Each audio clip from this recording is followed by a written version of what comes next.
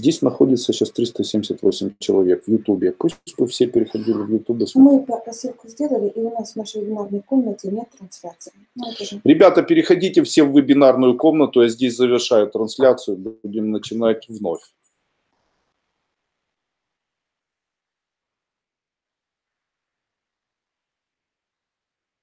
О, все.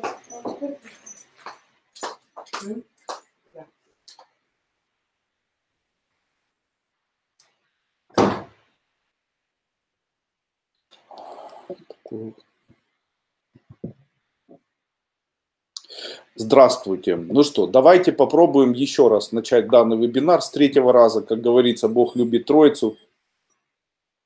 Я хочу этим вебинаром начать цикл трансляций, которые будут посвящены идеям, которые в виде такой закрытой, наверное, от человечества тантры были переданы цивилизациям, в которых можно найти массивные указания на то, каким образом устроен человек, каким образом человек может управлять энергиями внутренними и внешними.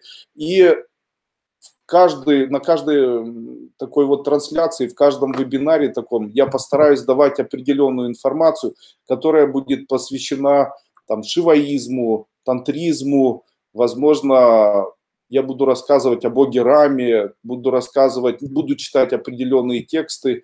Я бы хотел, чтобы это вошло в нашу такую привычку, и чтобы мы это рассматривали не с позиции все-таки исторических каких-то элементов, не с позиции религиозных элементов, а с позиции такого пионерского поиска магии или эзотерики в древних текстах, которые на самом деле существуют и в которых можно находить всевозможные магические ответы, приемы и так далее. Очень часто люди у меня спрашивают: Андрей Андреевич, каким образом вам удается давать большое количество эзотерических практик, каких-то сверх или ультра могущественных таких элементов, которые могут помогать и управлять миром, и привлекать в жизнь материальное благополучие, как вы уже поняли, занимаясь в моей школе.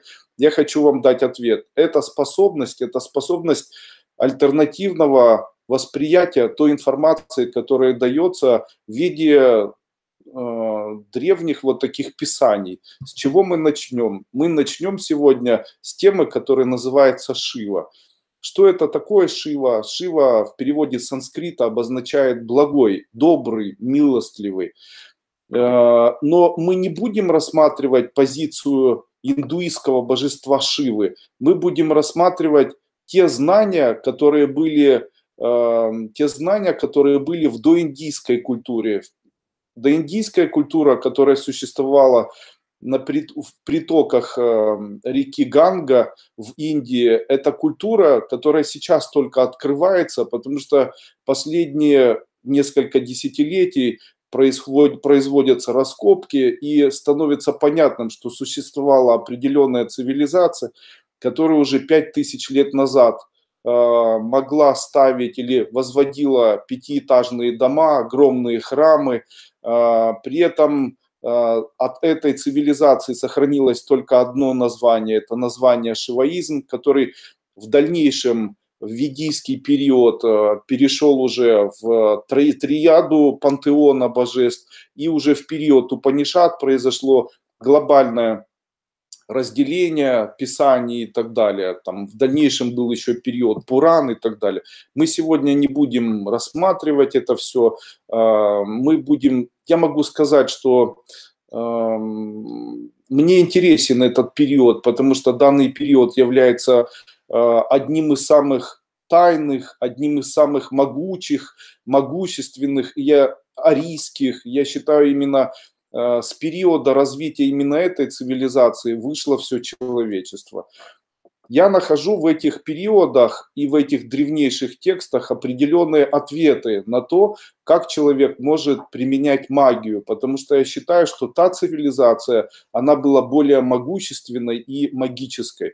Когда я сейчас буду произносить вам слова, которые будут говорить о Шиве, я не буду говорить о конкретном божестве или конкретном человеке. Я буду говорить об образе, который может человек использовать в ходе получения знаний о том, как можно использовать магию в своей жизни. Итак, мы, наверное, уже знаем о том, что Шиву очень часто изображают в каких-то атрибутах. То есть у Шивы определенные атрибуты есть. Там есть статуэтки танцующего Шивы, Натараджи, там Шива, у которого на голове там пучок волос и так далее. Давайте мы сегодня рассмотрим атрибуты Шивы, и я объясню, как эти атрибуты могут быть полезны для человека, который занимается магией, а также объясню, каким образом можно их применять уже сейчас. Ну что, скажите, вам это может быть интересным? Ну, раз ты здесь, только ты. Итак, первое значение Шивы. Шиву очень часто изображают в виде огня. На санскрите говорят, что одно из качеств Шивы – это Агни или некий огонь. Что это такое?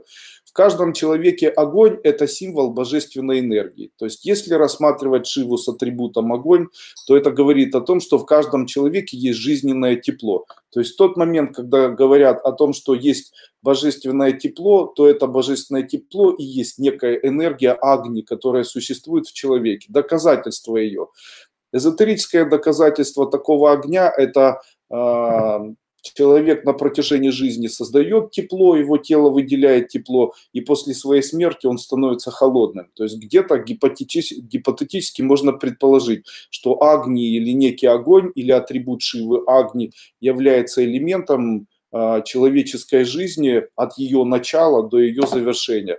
Может ли огонь быть полезным человеку? Огонь – это та энергия, возжигая которую у человека происходит процесс невероятных магических элементов или изменений. Допустим, я могу сказать, что если смотреть на огонь и думать о своей неприятности длительное время, то тогда этот огонь, будь то огонь свечи или будь то огонь костра, то тогда неприятность это обязательно исчезнет. То есть элемент огня связан с тем, что неприятности, которые находятся во внешнем проявлении огня, эти неприятности, они удаляются. Но в случае, если человек не думает о неприятностях, а просто смотрит в огонь и задается определенной целью перед тем, как он этот огонь начнет визуализировать или видеть, то в этот момент у человека со временем, через 1-2 часа вот такой медитации на Агни, у человека появляются идеи, появляются интересные новые мысли. Поэтому я очень часто советую людям, у которых нет интересных, наверное, предложений, они не знают, в каком направлении в жизни им необходимо действовать или как жить, они не могут найти решение вопроса, они могут начать задавать вопросы и после того, когда они задают вопросы, просто смотреть на огонь от костра или на огонь от свечи. Дальше.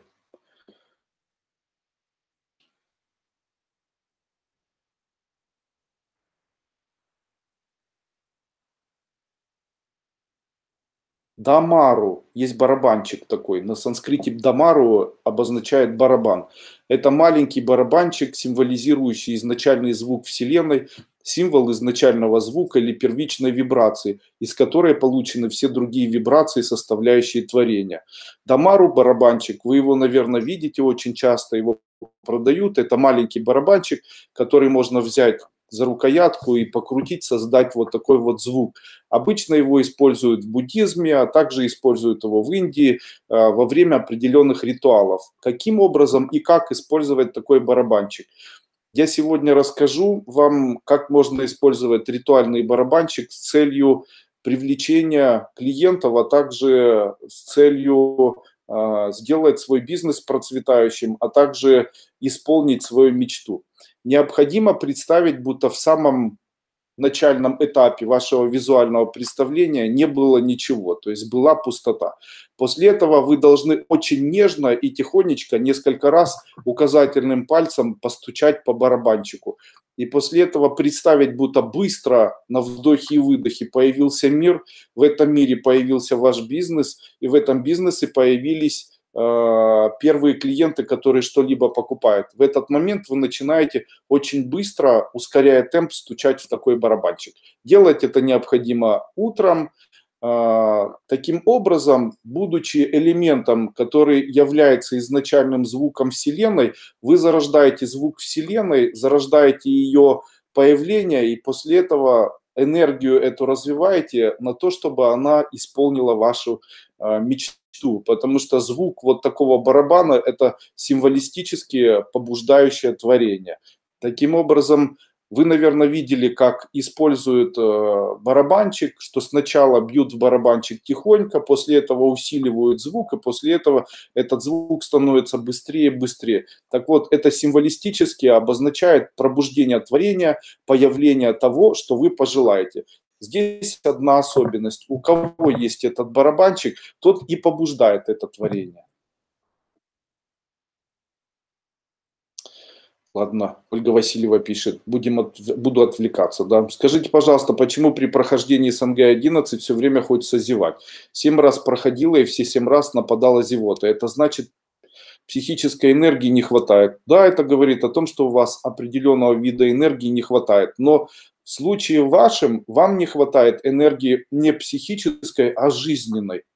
Когда человек делает вдох, он зарождает каплю жизни, которая должна ему помочь прожить до конца дня. Когда он делает выдох, он отдает свою внутреннюю накопленную жизнь. Когда человек молодой, то его выдохи, они более длинные, а вдохи более короткие. Когда человек стареет, то его вдохи становятся более длинными, а выдохи более короткими. Именно поэтому человек начинает вот так вздыхать. Ну что ж такое? Почему так происходит? Оказывается, в нашем энергетическом пространстве есть капля жизни. Эта капля жизни, она находится в светильнике жизни. Она находится в неком образе Агни, которая находится на уровне второй чакры. Таким образом, когда человек делает очень резкий выдох, он отдает часть своей жизни, а когда делает медленный вдох, особенно через нос, то он увеличивает каплю жизни. Когда вы читаете, допустим, выполняете практику, которая связана с привлечением в жизнь материального благополучия, и у вас появляется зевание, то это говорит о том, что у вас настолько сильный выбран темп, что может не хватить времени на реализации данных задач. Именно поэтому у вас появляется зевание вот такое для зарождения капли жизни. Правильно вы делаете, зевайте. Андрей, скажите, пожалуйста, какой темы будет посвящен завтрашний СНГ? А давайте мы сегодня будем слушать вот то, что я буду рассказывать. Тема выбрана очень интересная, по моему мнению. Я уже начал вам рассказывать о том, что такое Агни. Теперь мы перешли уже к барабанчику Дамару. Наверное, интересная тема. Данда, что это такое? Посох в одной из правых рук Шивы. Специальное приспособление, которое йогины используют в практике для смены свары. Что это такое, что это за посох и что это за трость, которые обычно держат те люди, которые занимаются религиозной деятельностью. Почему есть посох у Папы Римского, почему есть посох, который изображается в виде вот такой вот данды у Шивы. Дело в том, что вся наша система жизненных проявлений, то есть тех событий, которые появляются, это все раскручивается вокруг определенного центра. То есть человек, вернее, любая энергия, она не может раскручиваться, не имея ступицы. И для того, чтобы ступица такая появлялась, необходим либо внутренний, даже не корень это называется, а внутренний стержень человека, который связан с тем, что у человека есть свои персонифицированные внутренние мнения, концепции. Ну вот я хочу, и это будет, и у меня все равно получится, и я стремлюсь к этому. И после этого энергия вокруг этого может раскручиваться.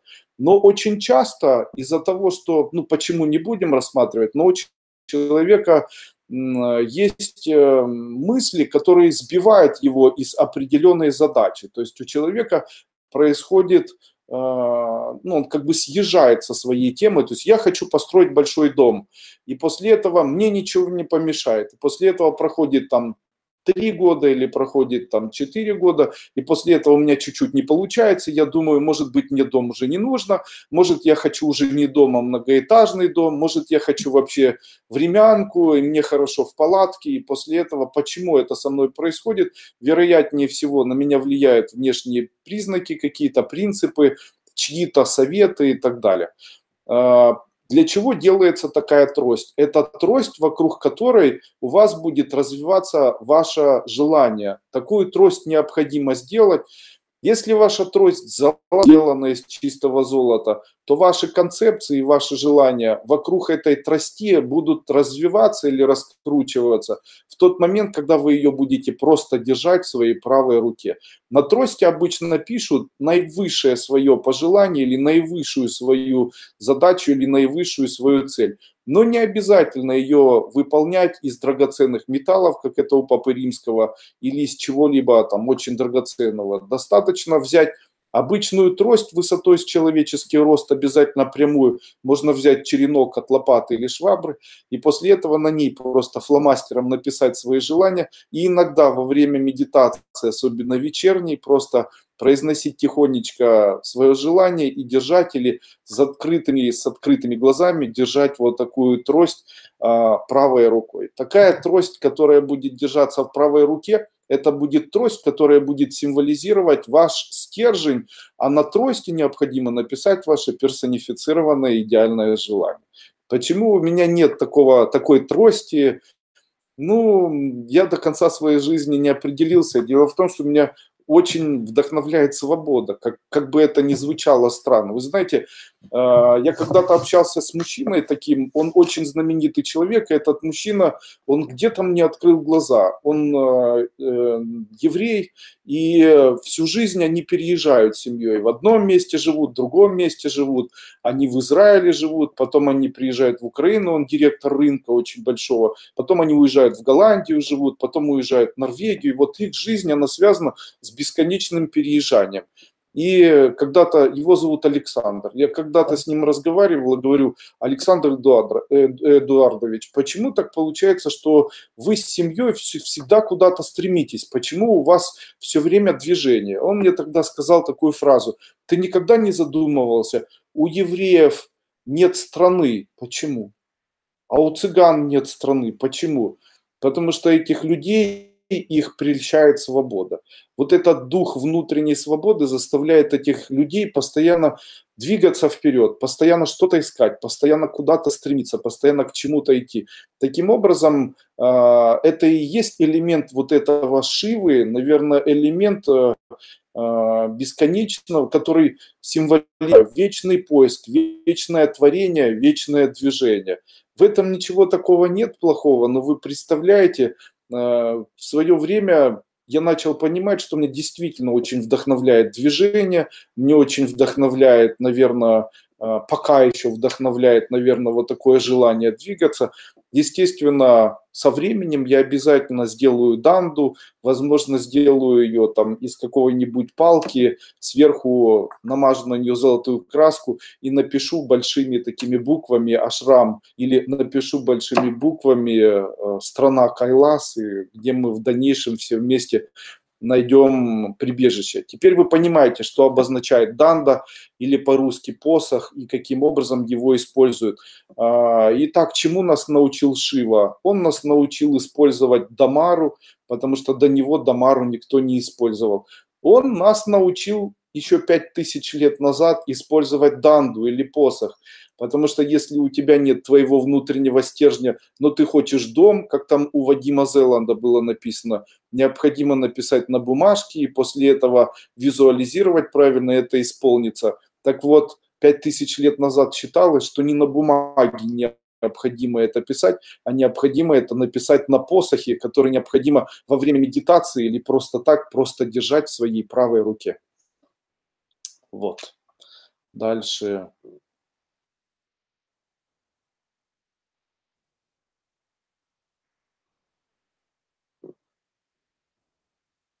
Дальше почитаю сейчас.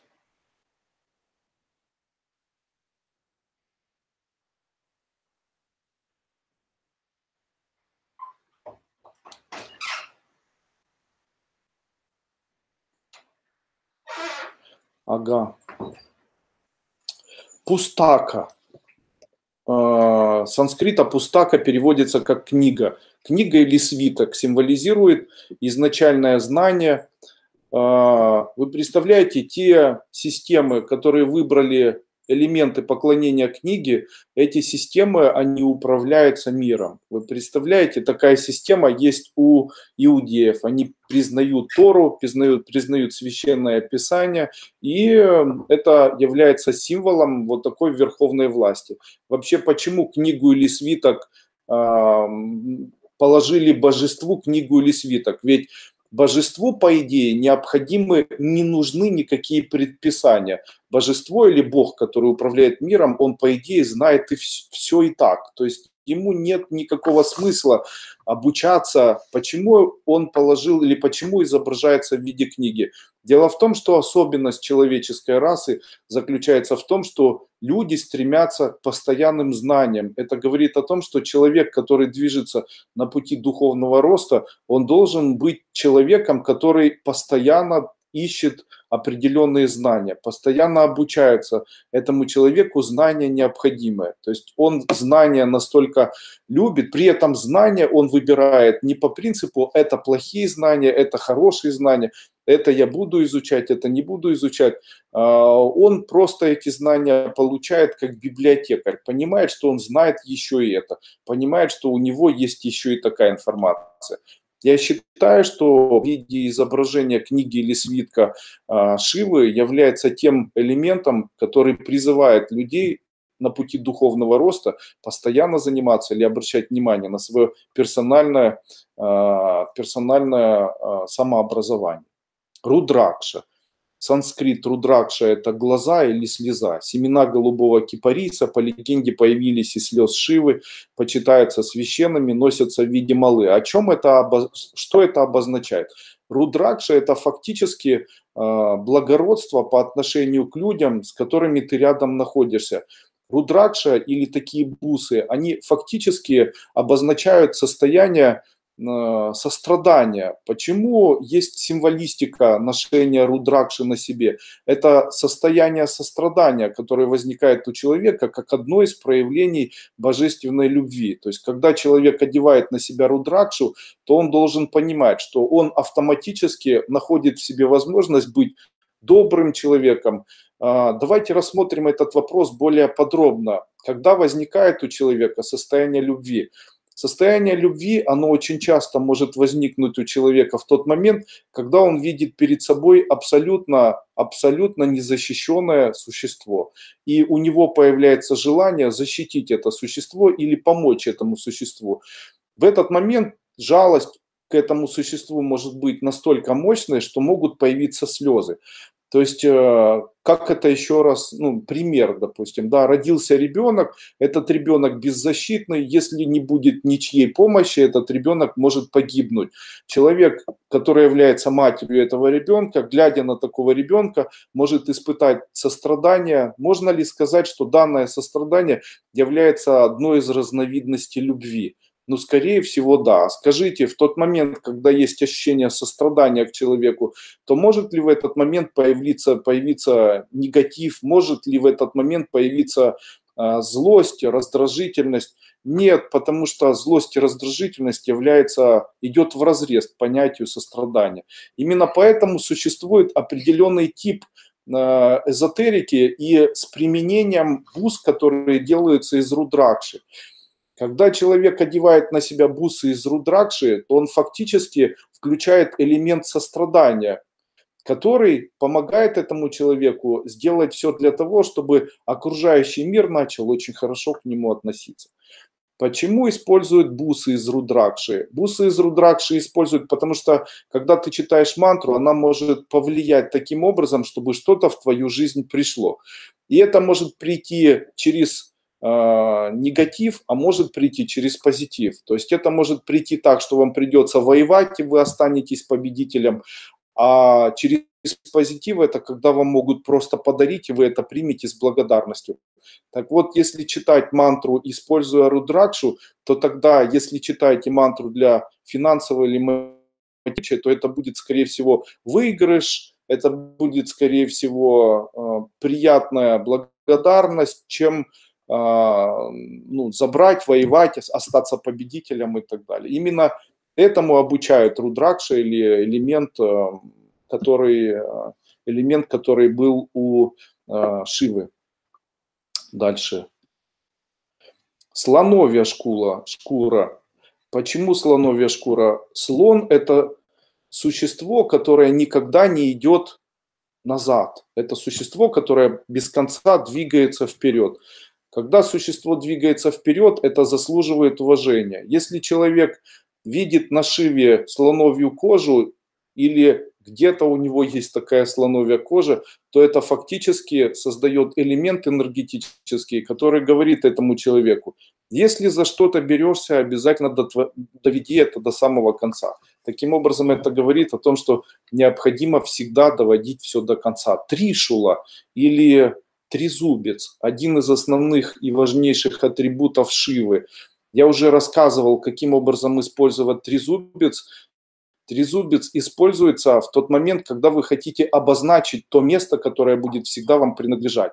В случае, если вы поставите трезубец Шивы у себя в кабинете, где вы работаете, то вас из этого кабинета не выселят. Если у вас отбирают имущество и вы поставите трезубец у себя в квартире, то эта квартира всегда будет вашей. Таким образом, тришула является своего рода компонентом для эзотерических вот таких обрядов, который символистически обозначает вам то, что это вам принадлежит. Даже в случае, как использовать тришулу можно. Вы, допустим, находитесь в месте, которое называется поезд. И в поезде у вас место, которое необходимо очищать. Для этого необходимо вам обвести все, после этого прочитать мантры очищения. Если в лесу, то есть духи леса, там мог быть кто-то убит, животное, или там лес имеет плохую какую-то энергию. И это все может влиять на элемент энергетический ваших занятий. Также в лесу может быть опасность, может укусить там животное какое-нибудь, клещ энцефалитный, там может что-то произойти, упасть дерево, там шишка и так далее. Когда человек во время занятий заходит в лес или садится в поезд и ставит тришулу, то ему нет необходимости очищать пространство вокруг себя, потому что это автоматически очищает пространство, так как данный элемент является элементом тройного огня. Таким образом, вот этот элемент тройного огня очищает пространство, которое в этот момент, до того момента, пока находится тришула, принадлежит вам. То есть, если вы в поезде ставите тришулу, то все вокруг тришулы принадлежит вам. Это ваша энергетическая собственность на время. В этот момент на эту собственность не претендуют ни энергетические духи, ни элементы зла. Вообще я рекомендую тришулу ставить у изголовья людей. Тришулу должен покупать человек, который болеет, и ставить рядом с собой. Почему? В тот момент, когда тришула рядом с телом, это говорит о том, что тело в этот момент принадлежит вам больше, чем заболеваниям. И эти заболевания в дальнейшем могут исчезать. Можно ли носить на себе тришулу? Можно на себе тришулу носить, это хороший символ.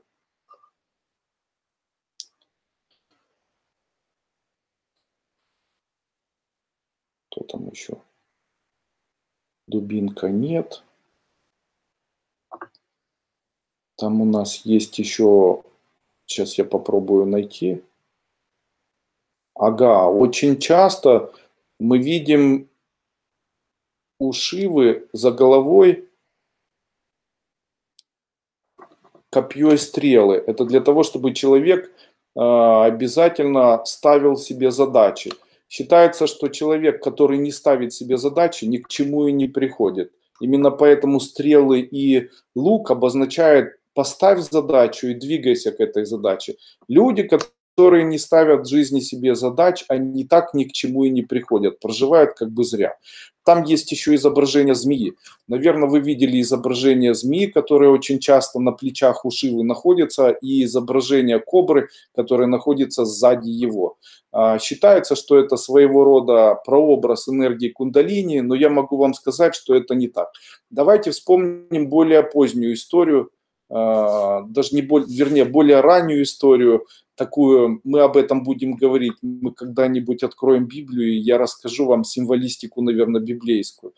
Так вот, помните историю об Эдемском саде и о Еве и о Адаме? Так вот, там была энергия, которая называлась змей-искуситель, который пришел и начал искушать Еву, и после этого искушать, вернее, Адама, и после этого перед этим у них не было детей, когда пришел змей-искуситель и искусил Адама, у них дети появились. То есть фактически это обозначает сексуальную энергию.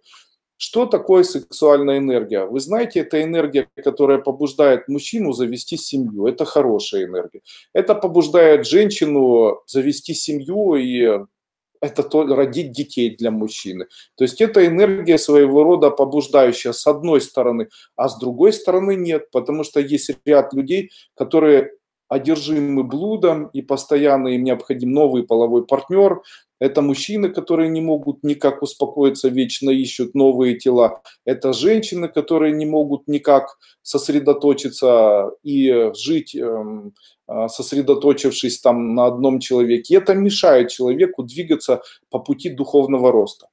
Символистически у Шивы была жена, ее звали Шакти. И когда изображают Шиву с элементом змеи на голове или на шее, это обозначает о том, что все элементы искушения, которые существуют для человека в его жизни, эти элементы, они не влияют на этого человека, и они находятся у него на голове. То есть это говорит о том, что когда у человека возникает искушение, его тело искушает его живот искушает, его чувства искушает, то нужно обратить внимание или нужно эти искушения все сдвигать в уровень своего сознания.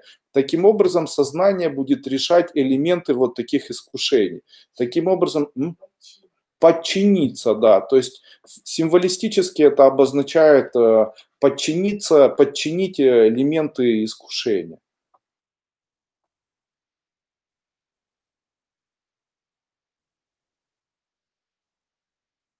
В вебинарной комнате временами не работает. Периодически невозможно зайти, так как в пятничных вебинарах СНГ были проблемы. Сегодня просто отказывался включать долгое время. Благодарю сегодняшнюю тему, как всегда, очень интересно. Но она еще не закончилась. Я думаю, что вам нравится. Итак, переходим все-таки к самой теме Виджняна Бхайрава Тантра. Это тантра мудрости Бхайравы. Бхайравой называли Шиву.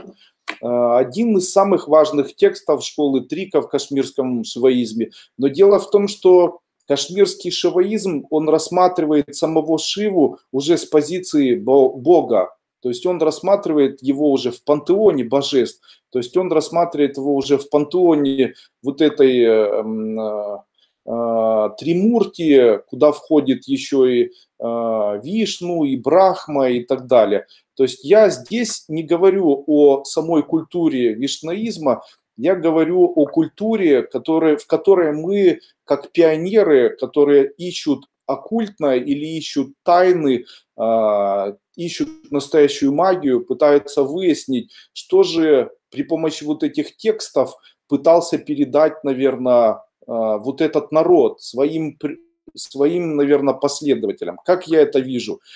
Народ, скорее всего, создал целые тексты, которые именно таким образом в закрытой форме, наверное, передавал информацию, в которой вот должны появиться элементы, которые могут помочь человеку прикоснуться к той самой настоящей оккультной магии.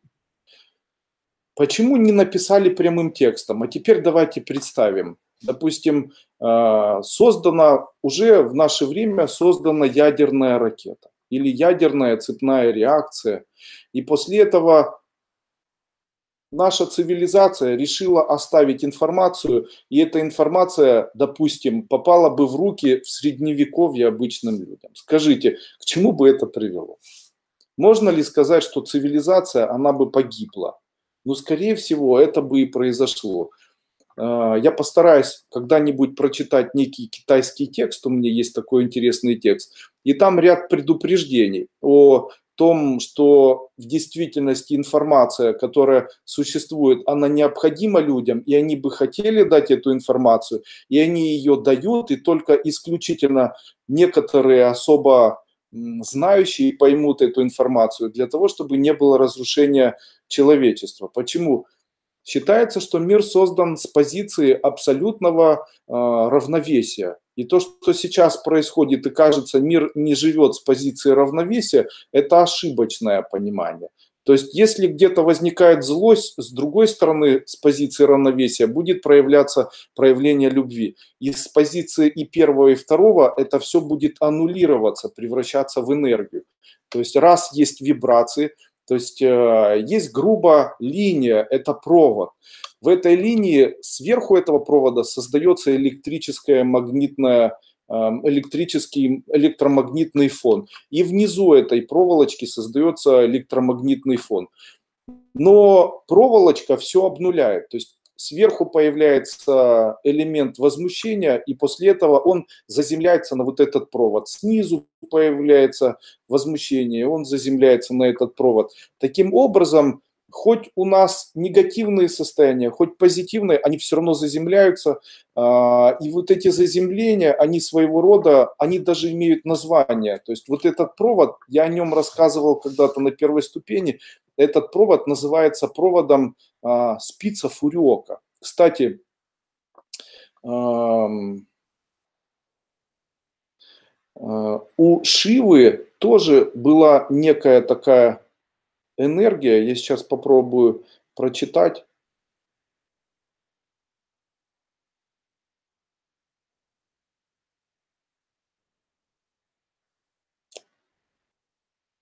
Символизирует.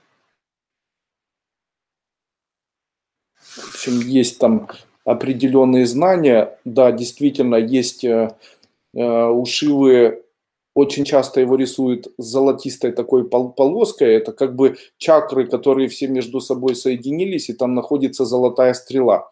Так вот, эта золотая стрела – это своего рода знание о том, как работает вот такая спица фуриока. Итак, вернемся все-таки к Вижняне Бхайрави Тантре. Давайте сегодня попробуем открыть этот текст Вижняна Бхайрава Тантры. Я сейчас попробую его открыть. Вот я специально его сегодня подготовил. Что говорится в Вижняна Бхайраве Тантре? Итак, Деви – это как бы монолог между женой Шивы и самим Шивой. Но я хочу вам сказать, давайте сразу для себя усвоим или выработаем определенный глоссарий. В этой книге не описывается общение женщины и мужчины. То есть, если рассматривать с позиции обучения женщины и мужчины, то мы информацию никакую не найдем. Почему? Потому что это обучение людей, каким образом люди должны изменить свое сознание для того, чтобы жить каким-то образом.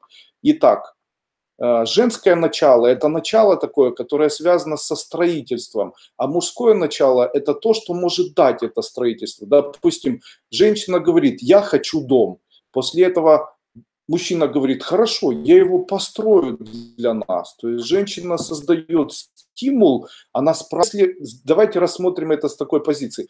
А если бы женщина не дала задачу, то тогда произошло бы строительство дома? Скорее всего, не произошло. Так и в человеке есть два таких начала. То есть одно начало говорит: «Хорошо было бы тебе построить дом». Это сказала женское начало. А мужское говорит: «Хорошо, я его построю, мне для этого необходимо то-то, то-то, то-то». В случае, если не хватает женского начала, то тогда идеи построить дом нет. То есть человек говорит: вот чем заняться, не знаю, работаю, работаю, работаю, а чем заняться, не знаю, работаю на кого-то, работаю, почему не хватает, чего не хватает, женского начала или мужского начала не хватает. Человек говорит: вот хорошо было бы дом, но как сделать, не знаю. Вот хорошо было бы дом построить, но как сделать, не знаю.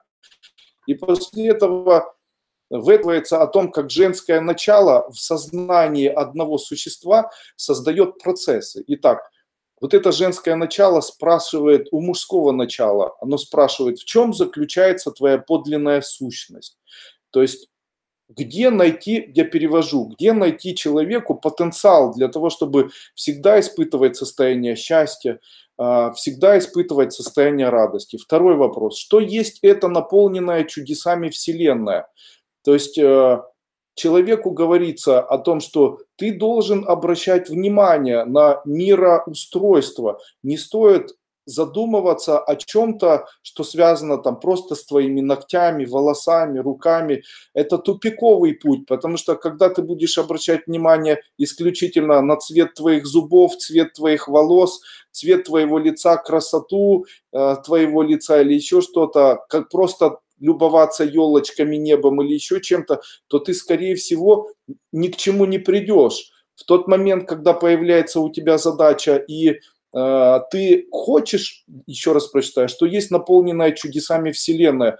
То есть человек, он должен себе в этих словах сказать, поставить себе задачу для своего потенциала мужского. Ему женский потенциал говорит, обращай внимание на чудеса мира, обращай внимание на то, что чудеса бывают. Почему?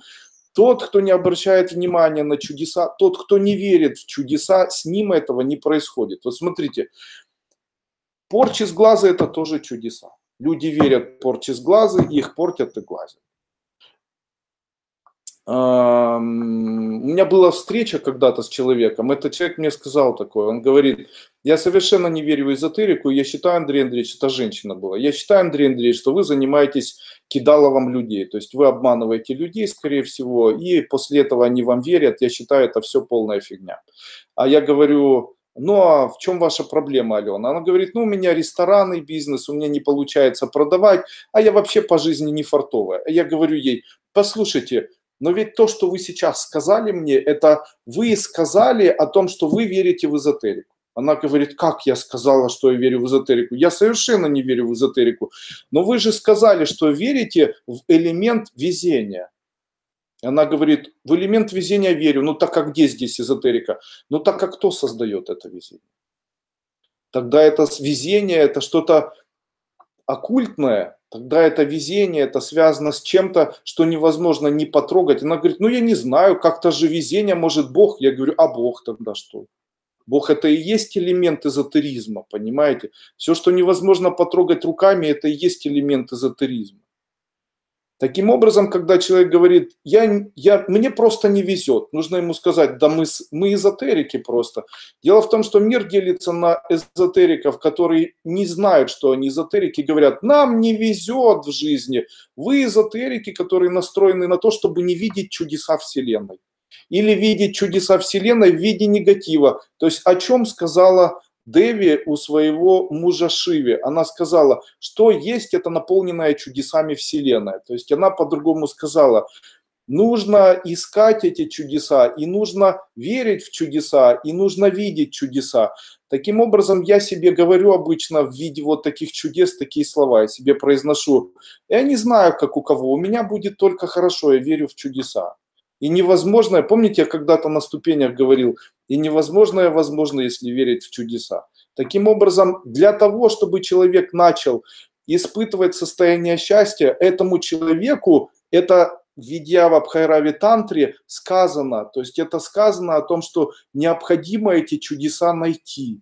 Необходимо в эти чудеса начать верить, иначе твоя жизнь пройдет без чудес. Она пройдет, как у обычного человека. Дальше. О чем ей начал отвечать Шива? Первое, что он ей сказал. О, лучезарно этот опыт. Итак, женское начало спрашивает у мужского начала, или оно задает ему вопрос, почему ты сидишь и бездействуешь? Что мешает тебе окунуться в мир счастья, окунуться в мир радости, окунуться в мир чудес? Окунуться, она там у него спрашивает, что создает начало всего, то есть окунуться в мир того, что ты можешь от чего-то оттолкнуться, что есть центр колеса Вселенной и так далее. И он ей... То есть она говорит, почему ты несчастный, почему ты ничего не хочешь делать, в тебе такое большое количество потенциала. Объясни мне, что нужно сделать, чтобы этот потенциал реализовался. У меня есть желание, а у тебя нет возможности. Теперь ты расскажи, вернее, у меня есть желание, а у тебя есть возможности, но мы бы хотели, ты должен рассказать, как сделать так, чтобы эти желания совпадали с возможностями. Расскажи, пожалуйста. И вот первое, что он ей говорит. Лучезарно этот опыт станет ясным между двумя дыханиями. После того, как дыхание войдет, и как раз перед тем, как оно выйдет, благотворность. О чем он говорит сейчас? Он говорит о том слове, которое стоит на первом месте в Вигьяна Бхайрави Тантре. Оно говорит о слове благотворность. Вы представляете, он говорит о том, что человек должен всю свою жизнь жить по принципу благости. А что такое благость? Смотрите, когда вы кормите человека, это благость. Когда вы матюкаетесь на человека, это злость. Когда вы строите, это благость. Когда вы разрушаете, это злость. Таким образом, он говорит, что от первого твоего дыхания, как только ты родился, и до последнего твоего выдоха, ты должен стремиться для того, чтобы у тебя была твоя энергия, или магическая энергия, или психическая, ты должен жить в состоянии доброты. Ты должен жить в состоянии благости, ты должен жить с позиции служения. Это является одним из ключевых элементов этих слов. Человек, живущий в семье, он не может жить только так, чтобы все вокруг него прислуживали ему. Почему он не может жить? Со временем он начнет видеть элементы неудовлетворенности, потому что благость отсутствует. Что такое благость? Благость – это служение. То есть, когда ты живешь и у тебя в твоей семье появляется усталость, тебе ничего не хочется, что нужно сделать, чтобы этой усталости не было? Нужно начать служить, то есть помогать там, с детьми, помогать жене, помогать стирать. Продолжать, да, не нужно растворяться, отдыхать, нужно благость нести. Вы представляете? Здесь на самом деле немножечко сказано о двух элементах. Здесь как дыхание войдет, и как раз перед тем, как оно выйдет, у тебя должна быть благотворность. Что такое благотворность? Это благотворить. Здесь в данном ключе перевод немножечко неправильный. На самом деле там были слова, которые звучали как служение. То есть там было сказано, что после того, как твое дыхание войдет, это твое начало жизни. И после этого, когда ваше дыхание выйдет, ты умрешь. Это все время, оно должно быть у тебя элементом служения. Я еще раз хочу вам сказать, смотрите, здесь рассматривается вопрос Шивы с позиции энергии. То есть это ключ к бесконечному потоку энергии. То есть в тот момент, когда говорится об энергии, говорят люди: у меня не хватает энергии, Андрей Андреевич, у меня не хватает жизненной энергии, денежной энергии, энергии любви, мы в семье очень плохо друг к другу относимся. Андрей Андреевич, что нам нужно сделать? И нужно тогда сказать, что существует целый свод правил, который говорит о том, что энергия в человеке – это потенциал, который неиссякаем. Итак, на первое место в этом потенциале, на первое место можно поставить то, что сказал Шива. Это элемент, который называется благотворность, или элемент, который называется созидание, элемент делания добра и элемент служения, потому что это все одно и то же. Делание добра – это служение, делание добра. С чего нужно начинать? Делай добро себе, служи тем людям, с которыми ты живешь в своей семье, служи миру, делай для этого мира что-нибудь. Не разрешай себе просто проводить просто так время не для чего.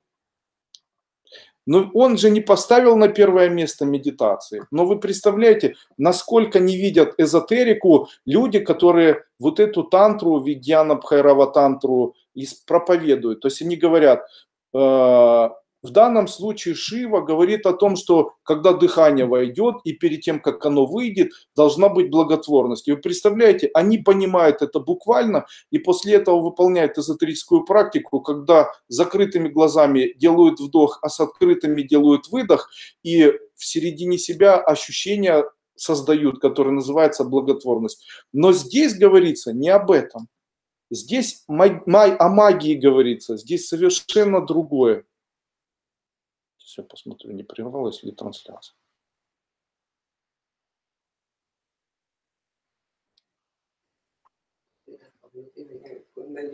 Делают, да, сейчас вот с ребятами разговариваю, они говорят, делают вдох, потом делают выдох, а внутри гоняют кундалини, понимаете? Результаты шикарные по 11-му Сангаю. За 7 дней деньги приходят спонтанно и много отовсюду. Но пришли сильные боли в пояснице и копчике. У мужа тоже спина дает о себе знать. Это психосоматика. Друзья мои, вот это все, что у вас происходит, это нити эгрегоров, которые вас не выпускают. Проходите срочно вторую ступень и делайте все, что я там в обновленной второй ступени дал. Иначе у вас эти спины не попроходят. Получается, вы настолько сильно находитесь в эгрегорах, что они за эти нити вас тянут. Вы, получается, вырываетесь, они вас стягивают. Итак, пункт номер 2. Когда дыхание поворачивается от вдоха к выдоху и наоборот, от выдоха к вдоху, осознай эти оба поворота. Рассказывая, о чем он говорит. Он в этот момент говорит об осознанности человеческой жизни. Он говорит о том, что люди очень часто, дыхание символистически обозначает выдох – это смерть, то есть прошлое, вдох – это будущее или мечты человека. И когда человек делает между вдохом и выдохом, то он не может все время думать только о выдохе, то есть не может думать только о прошлом. Он не может только вдыхать, потому что он не может думать только мечтаниями. Здесь очень важно, он говорит как раз о том, что для того, чтобы у человека появилась энергия, то человек должен сосредоточиться на настоящем моменте. Именно это в этих словах и сказано. Еще раз читаю. Когда бы ты ни делал вдох и выдох, то есть когда бы ты ни думал о прошлом или будущем, в этот момент касайся... Когда дыхание поворачивается от вдоха к выдоху и наоборот, от выдоха к вдоху, осознаете оба поворота. Осознаете оба поворота – это находись в состоянии осознанности настоящей жизни. Вот о чем здесь сказано. Здесь к дыханию это все не относится никакому. Это не о дыхании. Да, здесь говорится о нескончаемости энергии в случае, если ты живешь осознанно. Каким образом это делать? Умудряйтесь иногда обращать внимание на то, что вокруг вас есть. Обращайте внимание иногда на то, что вы видите. Об этом это один из путей, когда человек может получить энергию. Допустим, как же обращать внимание, если у меня сейчас кто-то должен ворваться, что-то должен забрать, у меня зуб болит. Как же мне концентрироваться на данном моменте? Необходимо открывать глаза и говорить: я вижу белый пол, я вижу красивую стену, эта стена прямая. То есть начинаешь осознавать, что ты находишься в данном моменте. И осознавая, ты находишься между вдохом и выдохом, и между выдохом и вдохом. Номер 3. Или когда бы ты ни делал вдох и выдох, в этот момент касайся без усилий полной энергии центра. Вот о чем он говорит. Он говорит о спице фуриока. Что это значит? Он говорит о том, что человек между мечтами и между прошлым, он не должен жить по принципу, когда его обучали родители, и не должен жить по принципу, что говорит кто-то. Он должен коснуться к центру, которым является его персональное мнение. Человек не может жить жизнью за другого человека. Человек не должен жить мнением других людей. Человек должен иметь внутренний стержень. Об этом внутреннем стержне он и говорит, что неважно, какой у тебя был опыт прошлого, неважно, о чем ты мечтаешь сейчас, найди в себе внутренний стержень, поставь задачи и двигайся на пути к выполнению этих задач. Вы представляете, какая все-таки интересная тантра? Интересно. Какая все-таки, и это было написано много тысяч лет назад. Просто, конечно же, сейчас, когда люди изучают эту тантру, они говорят: вдох и выдох, в этот момент помни энергию центра, где этот центр находится, непонятно. И он говорит о центре, он говорит о внутреннем стержне. Тогда, в те времена, вот этот внутренний стержень, это то, на чем строится жизнь человека, это его вера, это его вера в то, что все будет хорошо. Поэтому плохо было вчера или было плохо у родителей, что оно там будет дальше, возможно, будет только там ужас. Нужно обязательно между этим всем ставить четкую стержневую веру, что в твоей жизни будет все хорошо, не обращая ни на что никакого внимания. Читай еще раз. Не делал вдох и выдох, в этот момент касаясь без усилий полного энергия центра. Как бы ты, по-другому это звучит так. Что бы ты ни думал о прошлом, и что бы ни происходило в твоей прошлой жизни, и как бы плохо не было у тебя в прошлом, И о чем бы ты ни мечтал, бы горе тебя не ожидало, и что бы с тобой ни происходило, в этот момент всегда помни о том, что все будет хорошо. И внутреннего центра, который называется элементом персонифицированной веры. Всегда верь в то, что будет хорошо. Дальше 4-й пункт. Скажите, вам вообще нравится то, о чем я говорю?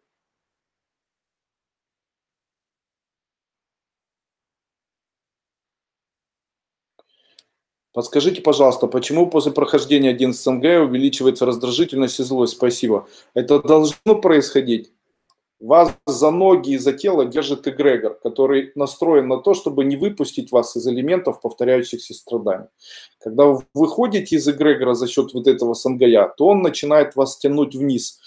Но в этом случае еще и вот что происходит. Он заставляет человека нитями, он как бы заставляет этого человека поверить, что то, что с ним происходит, это плохо.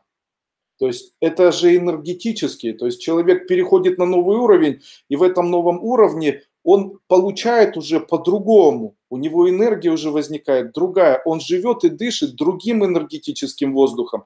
И в этот момент эгрегор, он делает все для того, чтобы человеку осквернить это желание выбора, при котором он бы мог выбрать желание жизни в счастье и затягивает его в тот эгрегор, где он находится. То есть это выглядит так.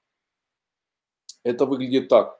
У меня когда-то была такая история, одна женщина, она хотела уехать с своей подругой в Америку.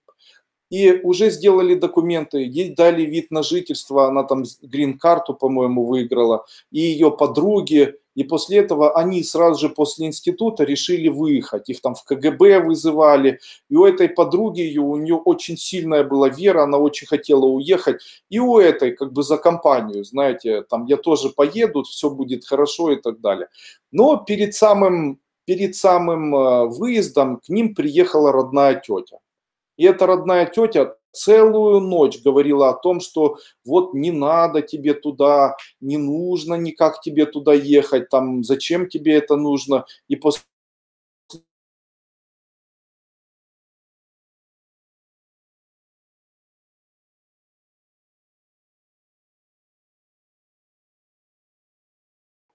этого плохо.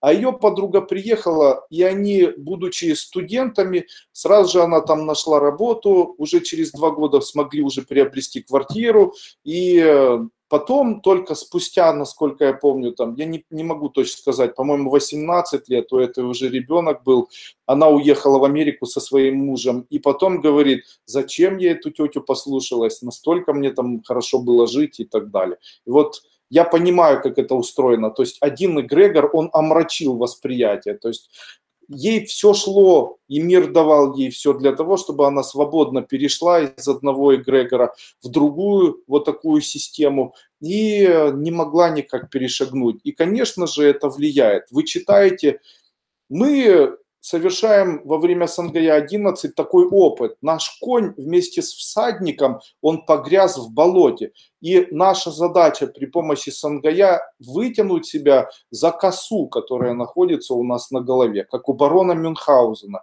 И мы пытаемся это сделать. Но находясь в грязи, мы можем ощущение такое ощутить, как будто там мы запачканы.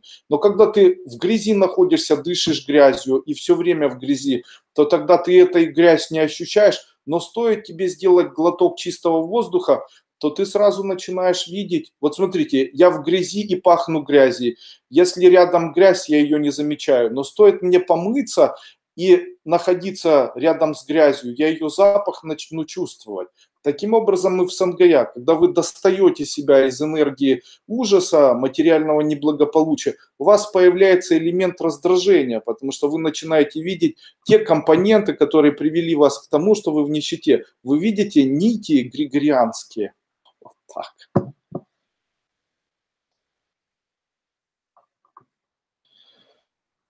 Андрей Андреевич, на затмение, коридор затмений будут какие-то рекомендации или практики для здоровья, бизнеса и так далее? Друзья мои, я хочу еще раз вам сказать. Вот поверьте эзотерику, который занимается очень-очень много лет магией, эзотерикой, оккультизмом. Я могу вам сказать, что 100% обычным людям не нужно выполнять никакие практики, прикручивая туда астральные элементы, астрологические элементы. Я вам прямо точно это говорю и хочу вам еще раз сказать. Не нужно вам это. Поэтому затмение, там сейчас ряд людей говорят, на затмение там свечи, давайте на затмение долги и так далее. Это нехорошо, это все очень плохо. Что нужно делать? Ничего. Не обращайте на это внимания, живите так, как будто этого не было никогда. Что произойдет, когда произойдет такое затмение? Существуют элементы, когда наполняются определенные энергии. Затмение Солнца символистически является увеличением энергии влияния астральных энергетических эгрегоров. Таким образом, солнечное затмение приведет к тому, что появятся новые всплески конфронтаций между христианством, исламом, скорее всего, появятся какие-то ритуальные убийства, скорее всего, там, возможно, нападение. Увидите, это сейчас произойдет. То есть, скорее всего, это вот такие элементы. Это связано с усилением энергетики страдания. Также у тех людей, которые слишком страдают от своей жизни, после затмения Солнца ухудшится страдание. Что нужно делать? Необходимо знать элементы выхода из эгрегоров этих, выполнять практики 11-го СНГ. Ну, продолжаем.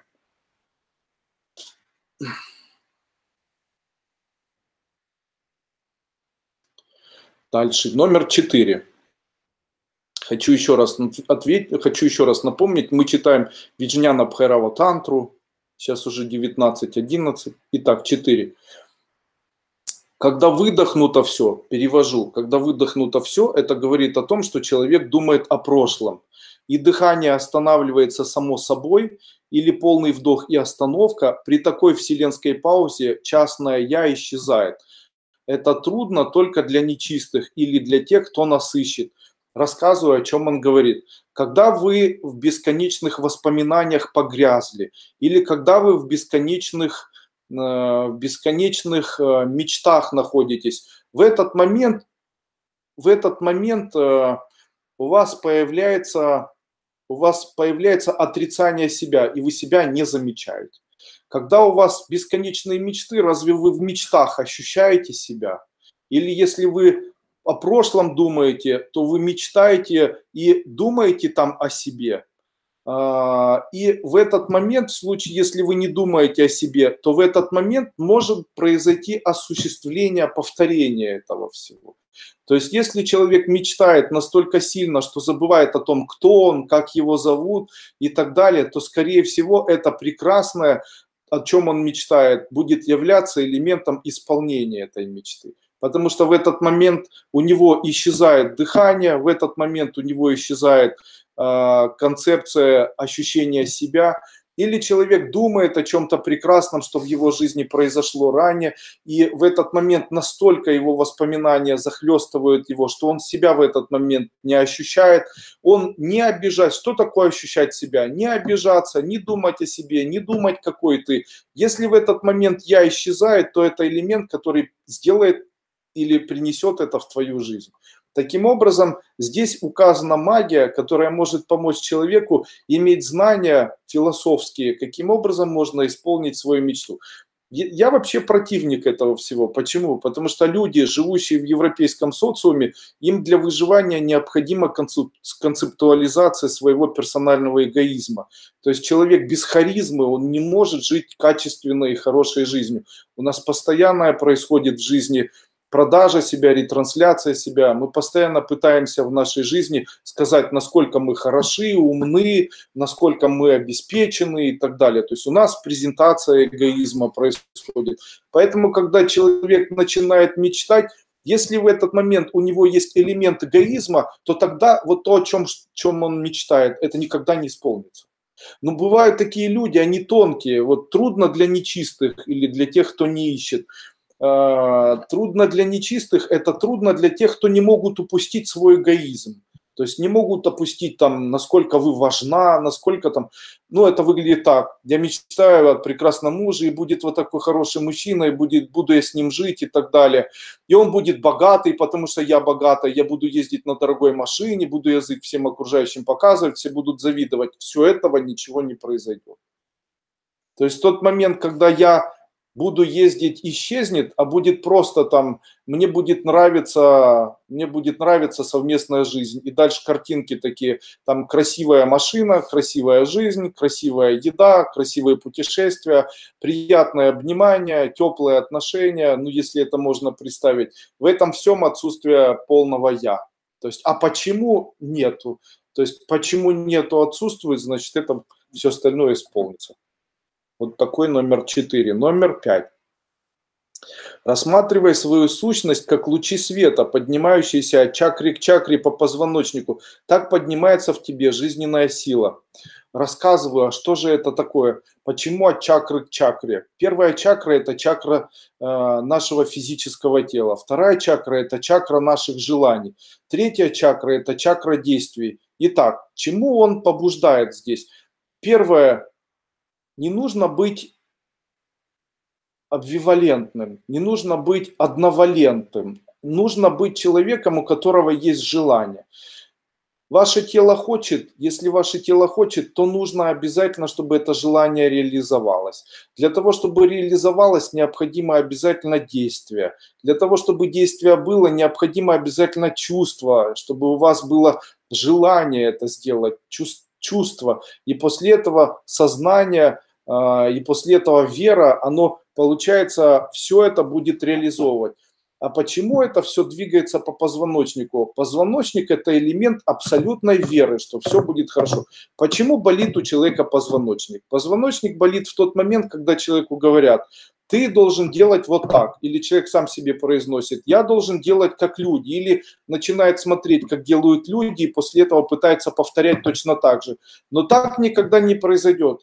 И для того, чтобы позвоночник у человека не болел, он должен жить своей жизнью и делать жизнь такой, чтобы она была его. То есть вот как в моей жизни. Я не хочу не поправляться, не худеть, не думать об этом. И когда мне пишут, допустим, очень часто, ну, не знаю, к радости, раз обращаешь внимание, это хорошо, часто очень пишут в Ютубе: Андрей Андреевич, что-то вы ожирели, вам надо похудеть, сколько можно там и так далее, и так далее. Я обычно это все пропускаю мимо своих глаз. Почему я это делаю? Мне все равно, кто хочет, кто хочет там, чтобы я выглядел вот так, или кто хочет, чтобы я выглядел вот так. Почему? Или там вы выглядите уставшим, или у вас там что-то с вами случилось, или что у вас с настроением, Андрей Ильич, и что это был за вебинар такой и так далее. Почему я не обращаю никакого внимания на таких людей? Не обращаю внимания на таких людей, игнорируя это. Я живу своей жизнью. То есть я хочу так жить, и я живу. Таким образом, когда я не обращаю внимания на это, мой позвоночник будет всегда чувствовать себя хорошо. Таким образом, если я не обращаю внимания на то, я обращаю внимание только на то, насколько я хорошо себя чувствую. Если я начинаю чувствовать себя плохо, и у меня уже такой избыточный вес, что я не могу наклониться, завязать шнурки, то после этого я начинаю думать о том, что мне хотелось бы еще какое-то время там заниматься шнурками. Таким образом, я могу сказать, что я спасаю свой позвоночник. Позвоночник еще болит у людей в тот момент, когда они теряют элемент веры в себя или теряют вообще элемент веры в то, что в их жизни будет все хорошо. Рассматривая свою сущность как лучи света. А это еще что такое? Лучи света – это Бог помогает. Вот смотрите, как это. У меня есть желание, Бог мне поможет с моими желаниями. Я не знаю, как это сделать. Бог мне поможет это сделать. Я не знаю, чувства у меня такие, нужно, не знаю. Неважно, делай, Бог тебе поможет. Вот таким образом элемент чистой веры, который в виде лучей поднимается по позвоночнику, самомнение и, наверное, решительности, отважности – это то, что помогает человеку. Подскажи, делай первую ступень бесплатно. Смотрел и занимаюсь, что нужно сделать, чтобы пройти посвящение. Я посвящение на этом семинаре не дам, потому что я не готов, а дам в следующую пятницу. Дальше. между чакрами чувствую, как молния. О чем он говорит? Я когда-то уже говорил о том, что у человека есть элемент фуриока. У тебя есть спица, которую ты представляешь, хотите, я хочу дом, или что делать, чтобы хотеть. Так вот, для того, чтобы у тебя то, что ты хочешь, исполнялось, тебе необходимо построить вот такую спицу. Раньше я эту спицу давал на первой ступени, сейчас я ее буду давать только на третьей ступени.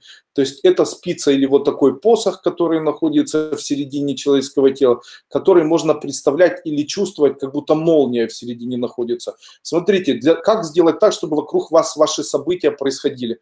Делать это необходимо так. Скоро у меня будет своя собственная машина Mercedes. И после этого я представляю, будто молния вдоль позвоночника прошла от первой чакры до седьмой. Что я сделал? Я выстроил стержень, вокруг которого будут формироваться события. И мне необходимо просто жить дальше. То есть этот стержень, он будет заставлять энергию двигаться вокруг меня, заставляя формироваться вот этому колесу большого количества событий, которые начнут в моей жизни происходить. Вот такой, вот это уже вот номер 6. Между чакрами чувствую, как молния. Номер 6 – это прямое указание на магию, которая может помочь человеку заниматься магией. Дальше. Номер 7.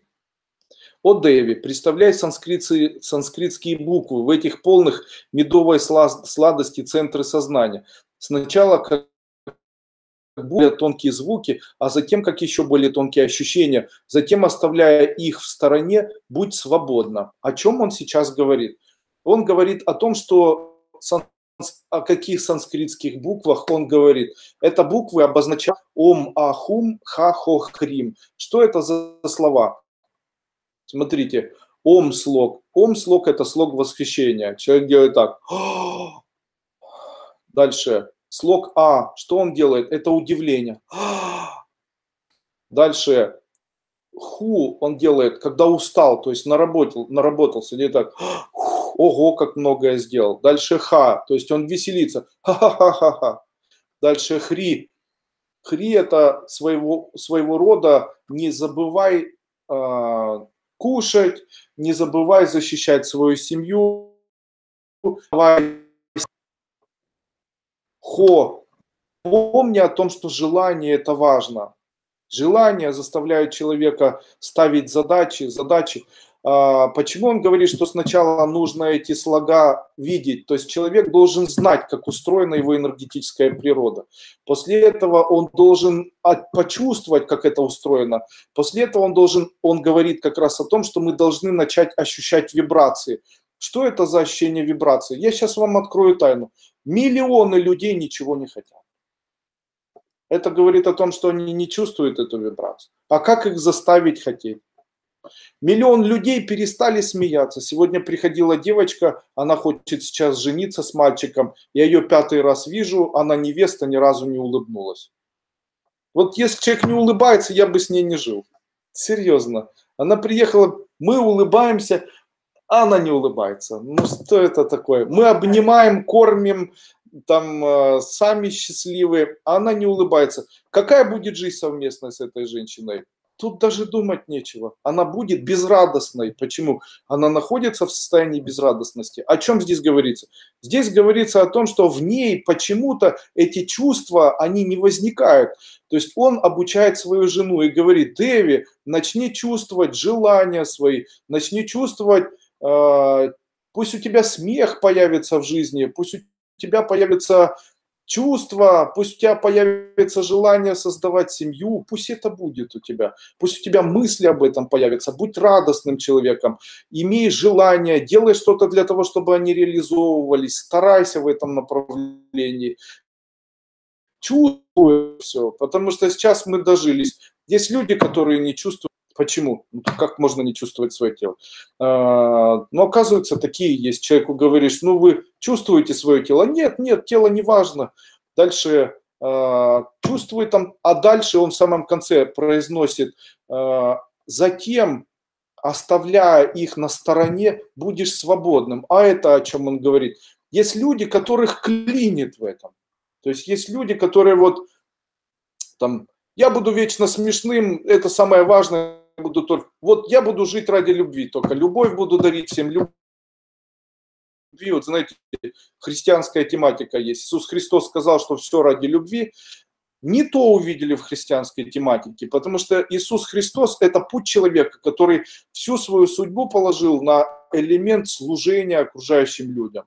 То есть этот человек служил, он ничего взамен не имел, и после этого плохо закончил. То есть это путь человека, который служил настолько безвозмездно. Почему он это делал? Его служба, она проявлялась в виде вот такой вот, наверное, искренней безвозмездной любви. И он плохо закончил. Почему? Потому что это доказательство того, что когда человек безвозмездно ради любви служит всему окружающему миру, то этот человек заканчивает на кресте. В этом ничего плохого нет, есть целый... Но о чем сказал Шива? Задолго, за 2000 лет, за 3000 лет до возникновения Иисуса Христа. Он сказал о том, что не нужно зацикливаться на своих чувствах. Какие бы они у тебя ни были, не обращай на это внимания. Ты должен чувствовать, не убирай этого у себя. Но когда научишься чувствовать, не заостряй на этом внимание, будь свободен. То есть он сказал, научись чувствовать и дальше живи просто с этим. То есть есть люди, 3 типа людей. Первые не умеют чувствовать, их нужно научить. Второй тип людей чувствуют и не могут переключиться. И третьи люди, это которые чувствуют, если им нужно, и не чувствуют, если им не нужно. Так вот, Шива в этой тантре, он сказал о том, что нужно научиться сначала, научиться чувствовать, а после этого научиться делать так, чтобы это было естественным состоянием. Тогда у тебя будет путь свободы.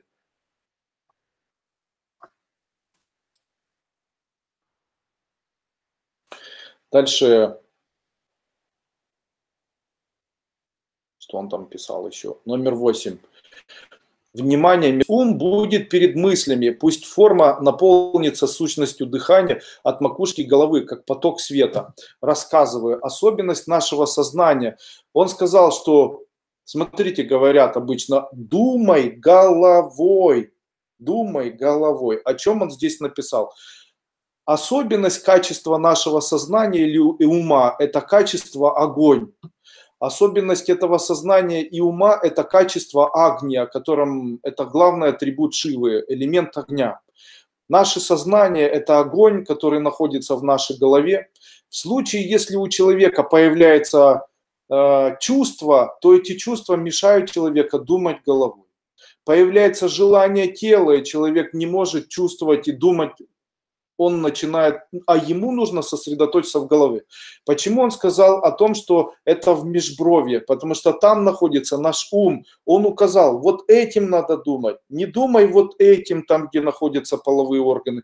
Не думай вот этим, где находится твой живот. Не думай сердцем своим, не думай горлом, не матюкайся, а думай своим сознанием. Пусть сознание будет на первом месте. И наполнится сущностью дыхания, там поток света. О чем он говорит? Наше сознание в виде вот этого потока света – это прямое понятие того, что именно в голове находится настоящая система, которая связывает человека и Бога. Эта система связывает человека и Бога, и эта система, она самая правильная. То есть это то, о чем я когда-то говорил. Я говорил о том, что чувства обманчивы, чувства имеют приоритеты. Сознание при правильной концепции и вере не создает приоритетов. Сознание, оно может сказать, я помогу этому червяку, а чувства скажут, я не помогу этому червяку, он противный, руки опачкаю. Таким образом, сознание, которое воспитано, или сознание, которое имеет первый пункт, о котором мы говорили, это пункт служения, это сознание, оно может помочь человеку быть более целостным, быть более постоянным, быть более, возможно, мудрым. Здесь очень важно начать это применять в своей жизни. Я говорю о мудрости, я говорю о том, что мудрость человеческая, она должна стоять на первом месте. Человек должен в себе эту мудрость воспитывать, потому что эта мудрость может помочь человеку соединиться с божественной энергией. Не нужно чувствовать в себе божественную энергию, нужно развивать свое сознание. Каким образом это необходимо делать? Вы чувствуете, объясните себе. Вы хотите чего-то, объясните себе, почему это нужно. Таким образом, наше сознание, оно должно иметь приоритеты. Сейчас. Внимание между бровями. Пусть ум будет перед мыслями. Пусть форма наполнится сущностью дыхания от макушки головы. Там поток света. О чем это говорится? Дело в том, что здесь говорится о том, что в тот момент, когда человек думает, у него появляются иногда такие вот элементы. Он говорит себе, я не знаю. Он говорит, допустим, он меня любит, я объясняю это тем, что между нами вечные чувства, он спит со мной.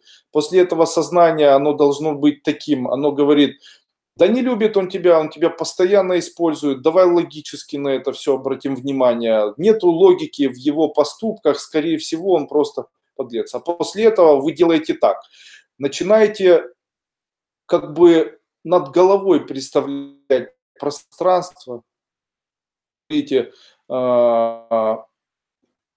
пусть все решит сила провидения.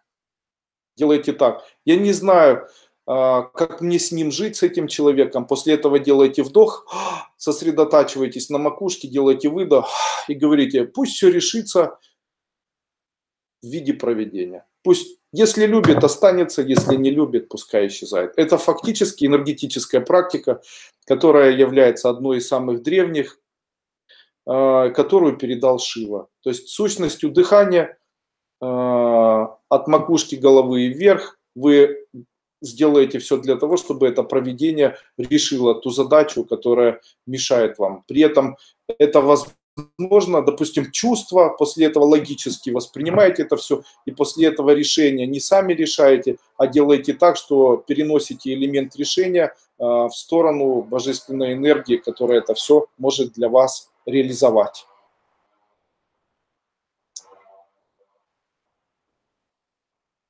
Дальше он говорит, или представь, что пятицветные круги, подобные тем, что на хвосте у павлина, это твои 5 чувств в запредельном пространстве. Сейчас я об этом буду рассказывать. Пусть их красота разольется внутри. То же самое в любой точке пространства или на стене. Пока точка не растворится, тогда твое желание иного действительно пройдет и станет истиной. А теперь вопрос. Смотрите, а ведь до этого он о желании ничего не говорил. Давайте я прочитаю. Внимание между бровями. Пусть ум будет перед мыслями, пусть форма наполнится сущностью дыхания до макушки головы, там поток света.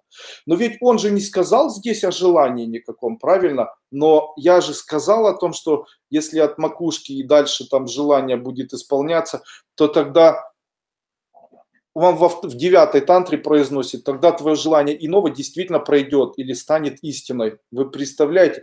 Тогда в этом случае он говорит, как бы продолжение, он говорит, а если ум не может, то что необходимо сделать? Каким образом можно реализовать то, что ум не может, но чувства очень сильно хотят?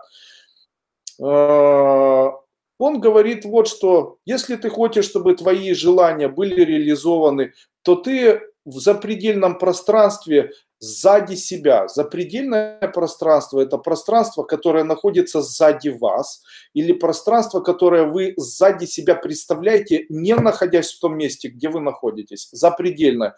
То есть я сижу сейчас на диване, если представлять, я буду что-то запредельное пространство, то я буду представлять себя, как будто я нахожусь на белом фоне каком-то, и при этом я буду вокруг себя ставить 5 картинок, в которые я вложу абсолютные 5 чувств своих, то есть эти 5 чувств моего желания.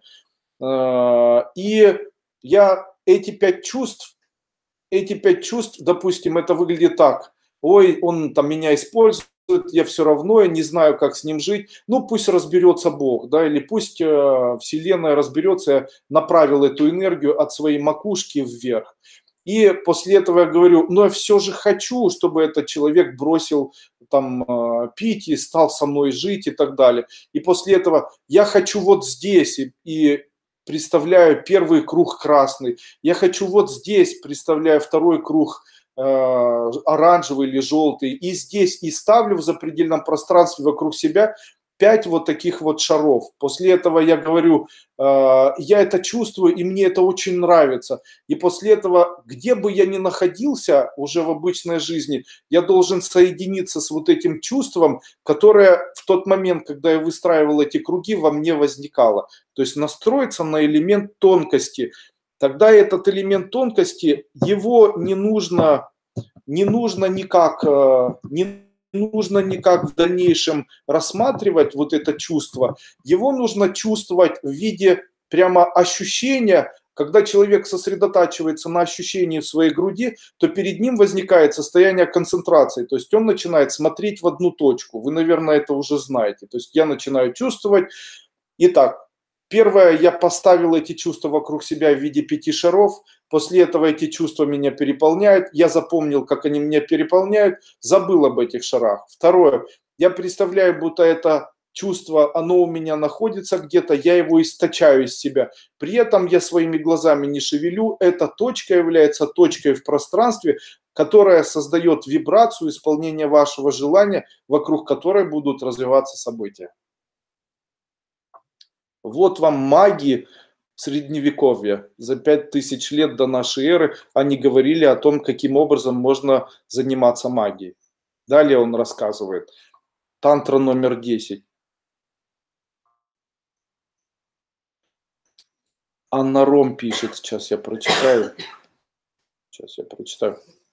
Анна Ром пишет: Андрей Андреевич, очень хочется материться. Почему это происходит?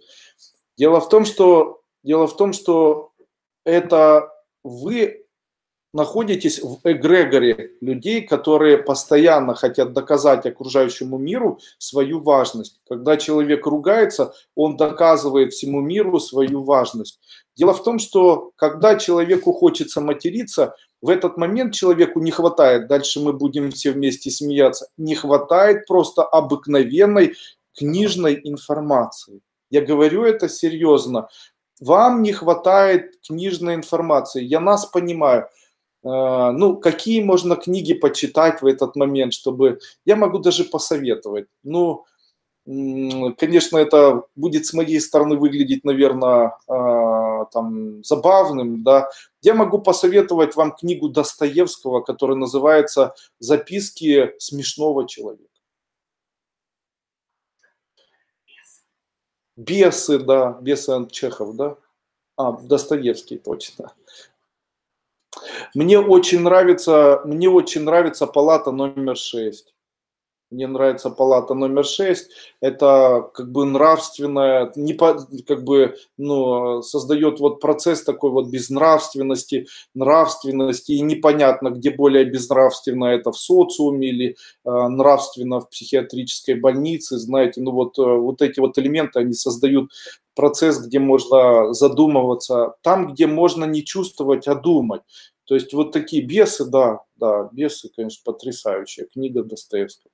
Очень рекомендую вот такие книги, они в действительности убирают потом у человека желание материться. Почему человек матерится? Дело в том, что человек матерится, и тем самым он утверждает, что он важный, он особенный. Это ничего страшного. Человеку просто не хватает информации. Если человеку дать определенную информацию, то он перестает материться. Я могу сказать, что это очень проверенные методы. Я могу сказать о том, как вообще можно убрать матерщинство у своих детей. Мы в своей семье начали обращать внимание на то, что дети, которые находятся рядом с нашим ребенком, Славиком, очень матерятся. Но вы знаете, какая особенность у Славы? Он совершенно не матерится, я этого не слышу совершенно. Почему? Угадайте, мы заставляем нашего ребенка, благодаря любимым людям, читать. При этом он сегодня так хорошо читал. Я стоял, готовил очень вкусный салат из перца и слив, соус такой горячий, китайский. В этот момент он красиво просто читал, и я понял, что это человек, скорее всего, и будучи 9-летним, он так хорошо читает. Это говорит о том, что его сознание развивается быстро, это говорит о том, что он будет интеллигентным, интеллектуальным и так далее. Ругаются люди неинтеллигентные, а значит неинтеллектуальные, тогда чего им не хватает? Информации, это не обвинение. Сражаться с этим бессмысленно. Андрей Андреевич, как понять, запустила цицилиндр, или нет? Что должно ощущаться? Должно ощущаться через 2 года ваше омоложение. После цицилиндра на протяжении нескольких месяцев разглаживаются морщины. Я хочу вам посоветовать, приезжайте на морской курс, и там в случае цилиндра, и вы мне скажете там цицилиндр, то я помогу вам его поставить. Также я хочу всех учеников, которые закончили 7 ступеней, пригласить на морской курс, который будет в ближайшее время. Почему 3 морских курса, которые у нас будут в ближайшее? 3 ступени в Черногории, да. То есть у нас в Черногории будет морской курс только для учеников школы, прошедших не менее 3 ступеней.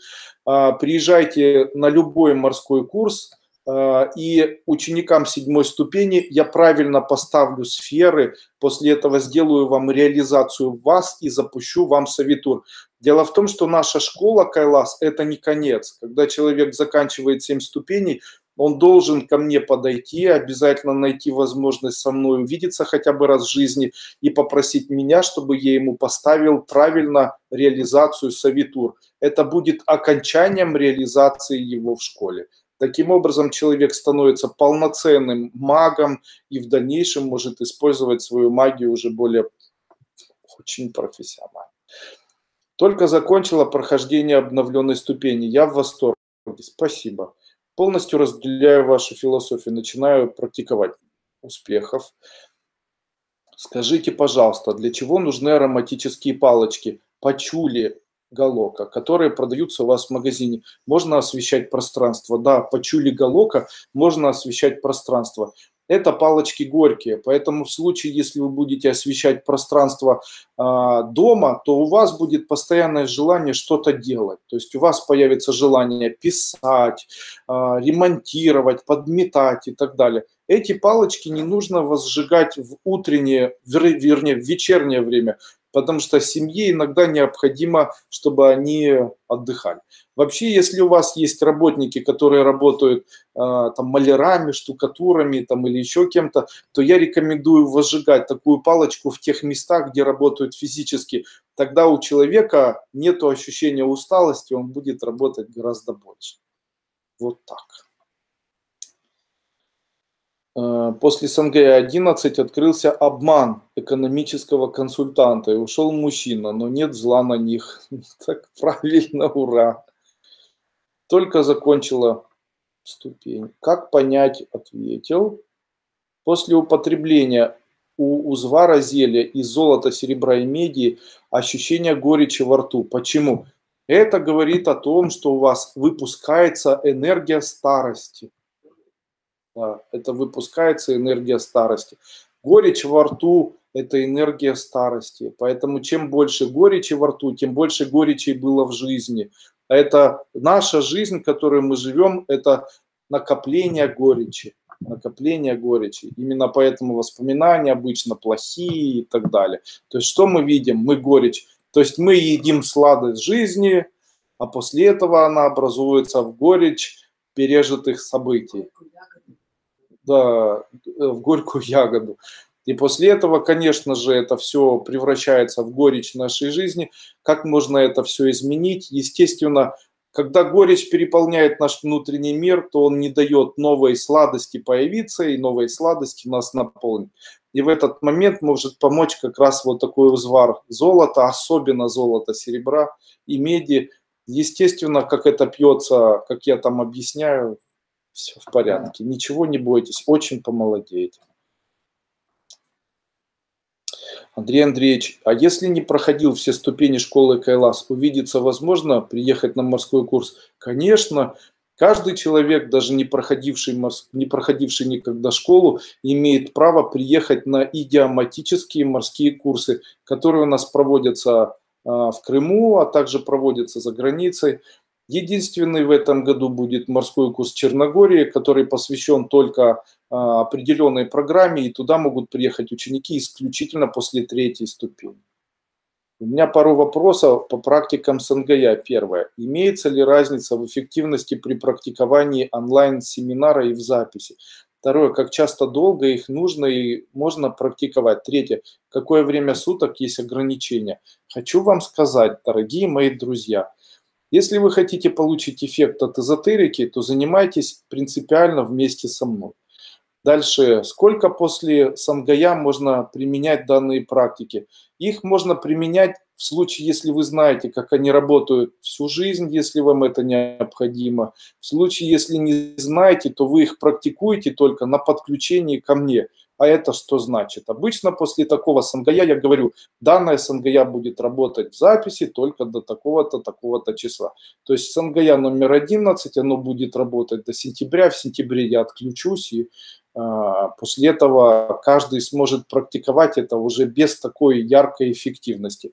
Те СНГ, которые были раньше созданы, они уже не работают. Но это не говорит о том, что эзотерические практики, которые там вы знаете, не будут с вами работать. Если там есть коды, которые вы знаете, если там есть там, знания, что я делаю, а не только повторение за мной, то тогда у вас все шансы для того, чтобы просто напомнить себе о том, как это работает, и в дальнейшем вместе со мной проходить.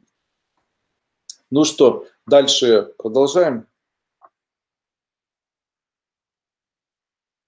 Заварю варенье в медном тазу и сделаю в этом тазу узвар из золота. Правильно.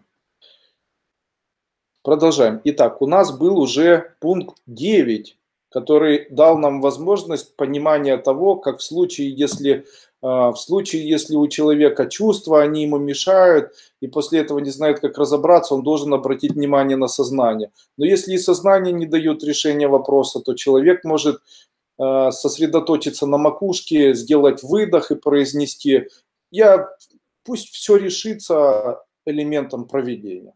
И второй вариант, когда чувство не отпускает и затмевает сознание, то человек может представить 5 элементов в виде разных цветов шаров вокруг себя и почувствовать то, что там должно реализоваться вне своего мира. И после этого он должен то, что он вне своего мира реализовывает в виде вот этих 5 шаров, почувствовать. Это чувство он в дальнейшем должен на него медитировать. То есть шары больше представлять не стоит. Иконы? Гуны, да, совершенно верно. Гуны.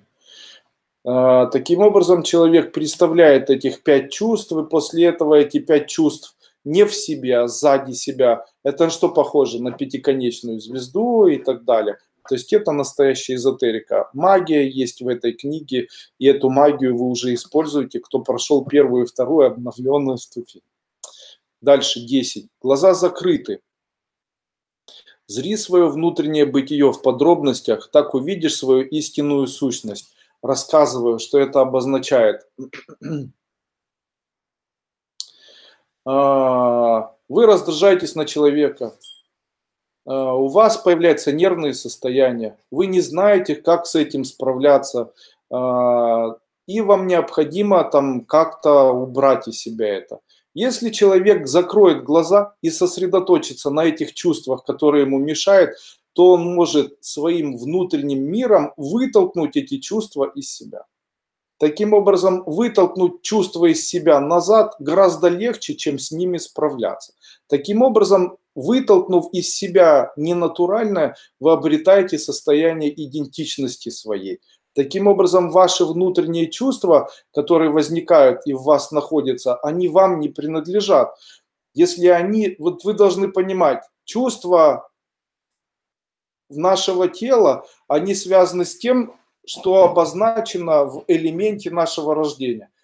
По моему мнению, элемент нашего рождения, он связан с тем, чтобы человек прожил жизнь в счастье и радости.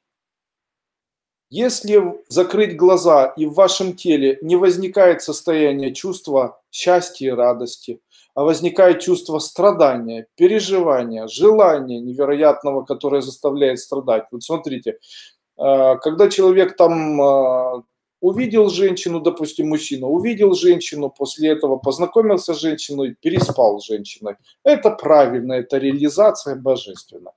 А там жить с ней начал или не жить, уже как карта легла. И второй вариант. Там нравится ему женщина, он с ней не встречается, ничего не предпринимает, а только думает. Или там женщина там ничего не предпринимает, только думает. После этого реализация не происходит. Вот это чувство, оно хоть и хорошее, но оно заставляет страдать. Все это чувство, это уже не ваше чувство. Это значит, какая-то энергия повлияла. Теперь это чувство из себя нужно, закрыв глаза, нужно идентифицировать и после этого вытолкнуть назад. Тогда это чувство вас покидает и в дальнейшем то же самое с заболеваниями. Если болит, закрой глаза, найди, где болит и выталкивай назад. Таким образом, зри свое внутреннее бытие в подробностях, тогда увидишь свою истинную сущность. Тогда не только увидишь свою истинную сущность, а еще ее вытолкнешь и найдешь себя в том, что называется абсолютное состояние наслаждения внутреннего. Помести свое внимание в нерв, тонкий, как волокно лотоса, в середине позвоночного столба. В таком состоянии будешь трансформироваться. Я понимаю, о чем он говорит. Я понимаю, о чем он говорит. Здесь говорится о том, что человек не должен терять возможности эйфории. То есть нельзя никогда иметь возможности эйфорировать. То есть для человека очень важно иметь такие чувства, при котором будет возникать эйфория и будет возникать желание до невероятности. Дело в том, что человек должен хотя бы хоть несколько раз в своей жизни почувствовать состояние экстаза, почувствовать состояние эйфории, но не тех элементов, таких как пища или интимные отношения, а эйфорию, которая может возникнуть. Здесь процесс, где ты можешь это почувствовать. И процесс этот говорится о том, что почувствовать состояние эйфории можно при помощи нашего позвоночника. Именно в этом месте обычно и происходит состояние вот этого невероятного экстазирования. Таким образом, это происходит не в ногах, не в голове, а в позвоночнике человека. Там он дальше объяснит, почему это будет. Дальше он говорит: закрой 7 отверстий головы руками, пространство между глазами станет всевмещающими. О чем он говорит? Он не говорит о том, что необходимо руками что-либо закрывать. Он не говорит о том, что руками нужно закрывать. Почему же он говорит руки? Дело в том, что он говорит о том, что он говорит о том, чтобы было понятным человеку. Он говорит о том, что не одной рукой или не одним чем-то, а закрой это, и это звучит как... Вот смотрите, невозможно же все закрыть своими руками. Хотя и говорят, что можно там как-то приложить руки и так далее. Но я вам хочу сказать, что он говорит не об этом. Он говорит о том, что человек должен отключить от себя возможность для того, чтобы найти возможность чувствовать полутона запахов, он должен отказаться от всех запахов и их какое-то время не чувствовать. Чтобы увидеть полутона в красках, он должен отказаться от возможности видеть краски. Для того, чтобы услышать полутона музыки, он должен отказаться от любой музыки. Для того, чтобы... Почему? Таким образом, если отказаться и принципиально какое-то время в виде медитации с закрытыми или открытыми глазами говорить себе: я не слышу принципиально звуков, я не вижу принципиально картинок, я не вижу и не обращаю внимания, не хочу это видеть, то в дальнейшем проявляется своего рода слепота, которая в дальнейшем открывает новые краски. О чем он говорит еще и в такой иносказательной форме? Он говорит: обратите внимание не на звуки, а на полутона звуков. В этом увидите всю красоту. Обратите внимание не на вкусы, а на полувкусы, которые есть в еде, и вы увидите различия вкусов. Обратите внимание не на один цвет, который вокруг вас находится, а обратите внимание на миллион цветов. Обратите внимание не на запах, а на миллион запахов, которые могут присутствовать. Тем самым он говорит о том, что человек Человеку просто, некоторым людям просто необходимо стать немыми для того, чтобы потом радоваться от того, что они заговорили. Необходимо стать слепыми, чтобы прозреть после того, когда у них появится новое зрение. Необходимо стать глухими, чтобы потом в дальнейшем увидеть или услышать новые звуки по-новому. Он здесь говорит о неком умерщвлении, которое человеку необходимо для того, чтобы видеть. Но я хочу вам сказать, что нам этого уже не нужно, мы и так мертвы. То есть человеку, который живет в обыденной жизни, ему наоборот необходимо уже начинать видеть полутона. Человек, живущий в обыкновенной жизни, ему уже тогда мир был другой, понимаете? Он говорит, которые жили в то время, там мир, видимо, был другой, там было воспитание, где людям, наверное, прививали видение тонов. И, видимо, эти люди, они настолько уже объелись красотой, настолько объелись, наверное, звуками, настолько объелись разницей, ощущая это все, что теряли возможность к дальнейшему восприятию. И после этого была, наверное, придумана данная система, которая думала, что у нас тоже так будет происходить. А нам наоборот нужно, нам закрывать нечего, она у нас не работает. Мы не видим полутона, мы видим только черное. Какой у тебя цвет, как тебе лес? Ну, зеленые, там, желтые палки.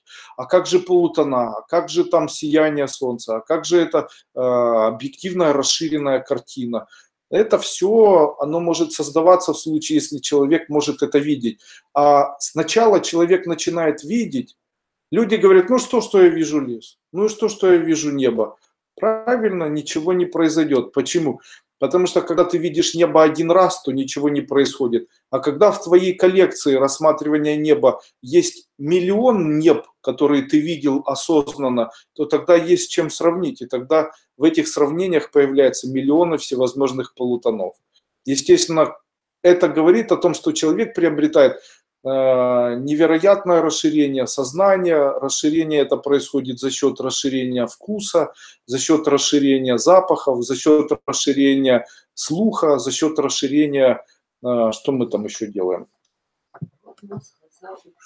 Картинок, да, визуальных образов. Когда касаешься глаз не сильно, как пером, легкость между ними открывается в сердце, туда и проникает космос. Во, сейчас еще более интересно. Еще более интересно. Здесь он говорит о том, как нужно вообще что-то видеть. Он говорит о том, как нужно что-то видеть. Вот смотрите, есть такие люди, которые могут видеть краски жизни или свою жизнь, и при этом ее никак ни с чем не идентифицировать. О чем он здесь говорит? Он говорит о том, что глядя на, допустим, статичную картину леса, или глядя на статичную картину моря, или глядя на статичную картину неба, человек черствый или человек холодный не ощущает этого никак. И он сказал, не надо глядеть так, как будто ты глазами тыкаешь в бревно. Не нужно глядеть так, как будто ты глазами тыкаешь в море. Не нужно глядеть так, как будто ты глазами пытаешься облако повернуть. Делай так, как будто это к твоим глазам прикасается нежно и сдвигая это в виде чувства в свое сердце. И тогда ты найдешь то, что называется вот эта божественная тонкость, которая проявлена во всем этом мире. Таким образом, он обучает человека, что не нужно глазами хватать, не нужно хватать носом, не нужно хватать ушами, не нужно хватать ртом. Нужно хватать медленно, нужно хватать осознанно, нужно ощущать тонкость этого всего, прелесть и радость. А эту радость можно почувствовать своим сердцем. Вот таким образом здесь обучает, Видья Бхайрава Тантра обучает человека быть необычным, развить вот то, что называется паранормальные способности, совершенно другого качества человеческого. Вы знаете, этому стоит поверить. В тот момент, когда вы начнете сейчас после вебинара по-другому воспринимать мир, попробуйте именно эту практику. Попробуйте ощущать тонкость, а не зрение, а тонкость, и эту тонкость соединять с элементами вашего сердца. Попробуйте ощущать эту тонкость по направлению к детям. Что это даст вам? Это даст вам новое развитое качество, такую новую паранормальную способность, при которой вы начнете видеть тонкость бытия в виде вот такой вот божественной тонкой энергии, которая источается из всего.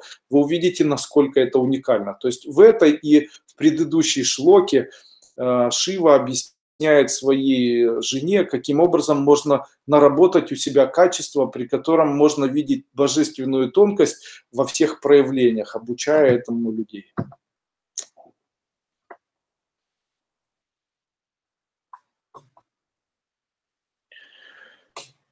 Окунись в центр звука. Дальше он просто подробно пишет обо всем. Он пишет: окунись в центр звука, подобно непрерывному шуму водопада. Слушай звук звуков. То есть это то, о чем я сейчас сказал. Он пытается сейчас... Он там предварительно сказал о том, что нужно видеть, соединив сердце. Сейчас он говорит о том, что нужно слышать это, соединив сердцем.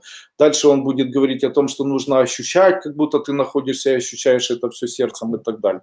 Здесь он говорит: слушая струнные инструменты, услышь их центральный звук, так достигается вездесущность. Он пытается обучить людей тонкости, которая возникает. То есть он говорит: не слышь звуки, ищи тонкость в виде этих чувств. Попробуй эту тонкость найти.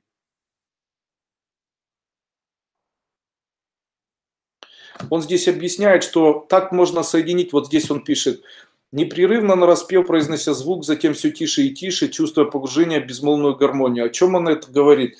Дело в том, что он говорит о том, что когда человек общается или когда человек разговаривает, это тоже энергия, и в ней тоже можно найти тонкость.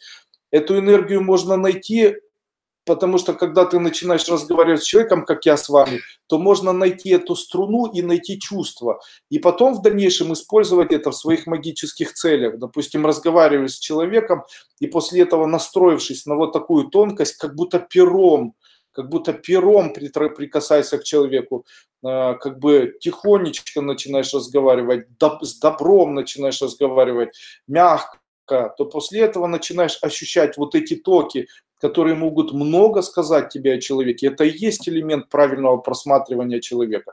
Это и создает процесс, при котором человек становится ясновидящим или человек становится проницательным. В этом и идея.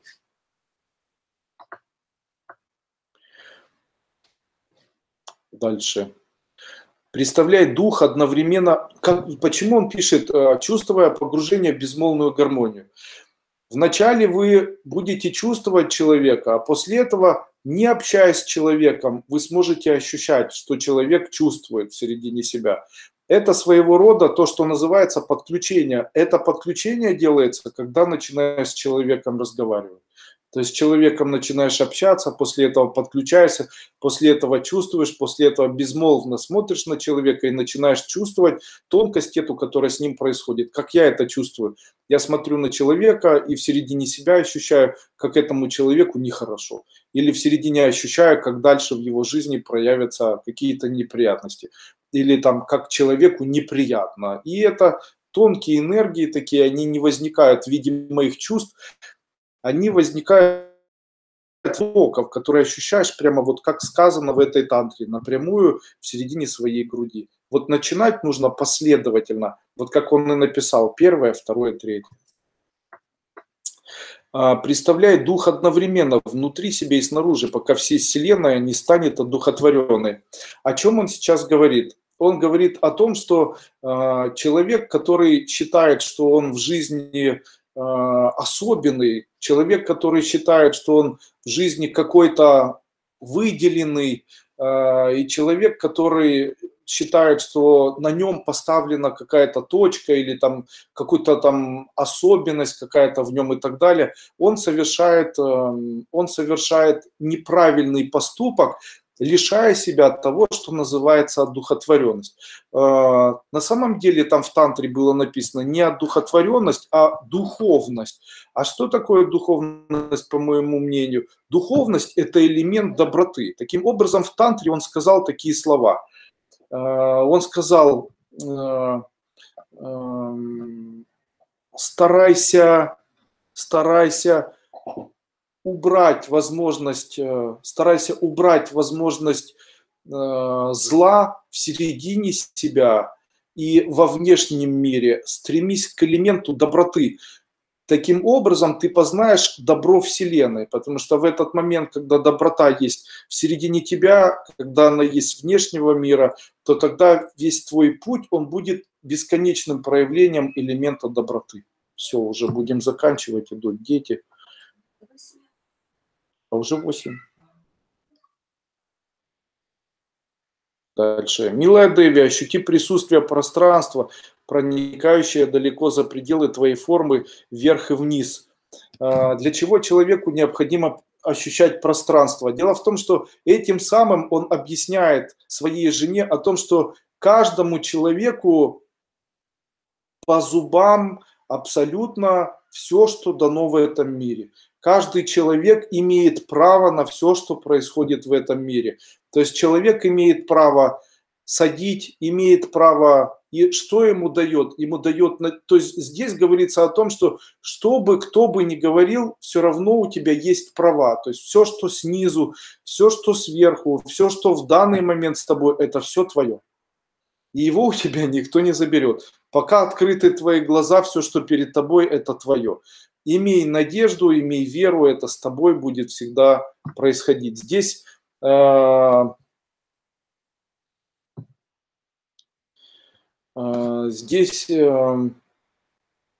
далеко за пределы, это человек думает, что он может все сделать сам. Далеко за пределы не нужно считать, что вы можете сделать сами. Верьте, что для вас это может сделать различные энергии. Здесь говорится о том, что человек, это первые вот эти шлоки. Здесь говорится о том, что человеку очень важна вера. Он должен говорить себе, мне все равно, как это будет делаться. Это может делаться и сверху, и снизу, и слева, и справа, и спереди, и с прошлого, и с будущего, но делаться будет. Это дает человеку возможность иметь все, то есть быть энергетически могущественным существом. Вот так мы с вами сегодня рассмотрели 20 шлок. На самом деле шлок есть 112. Если вам понравилось, я с удовольствием готов продолжить обсуждение Виджняна Бхайрава Тантры на следующих пятничных вебинарах. Если вам было интересно, я очень рад. Мы сможем рассмотреть всю Виджняна Бхайраву Тантру с цифры 21. Начнем это делать на следующем вебинаре пятничном. И все плавненько, очень быстро, вот в виде вот таких вебинаров пройдем. Платный будет в пятницу, да.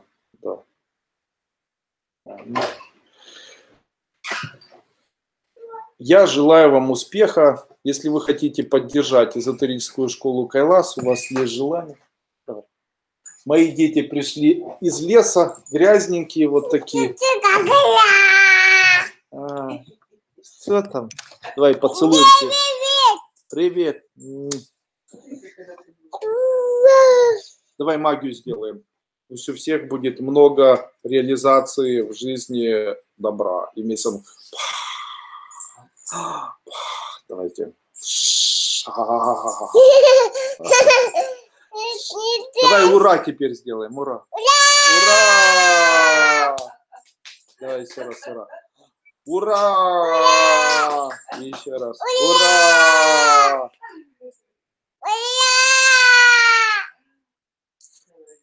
Все, до свидания. Приглашаю всех завтра на Сангая. Завтрашнее Сангая будет посвящено элементу здоровья. Я буду рассказывать, какие существуют принципы накопления энергии Жень. Что это такое?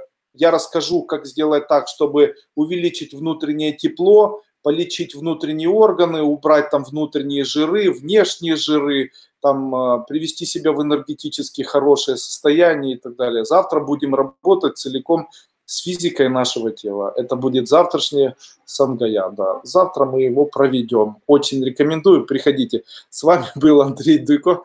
До свидания.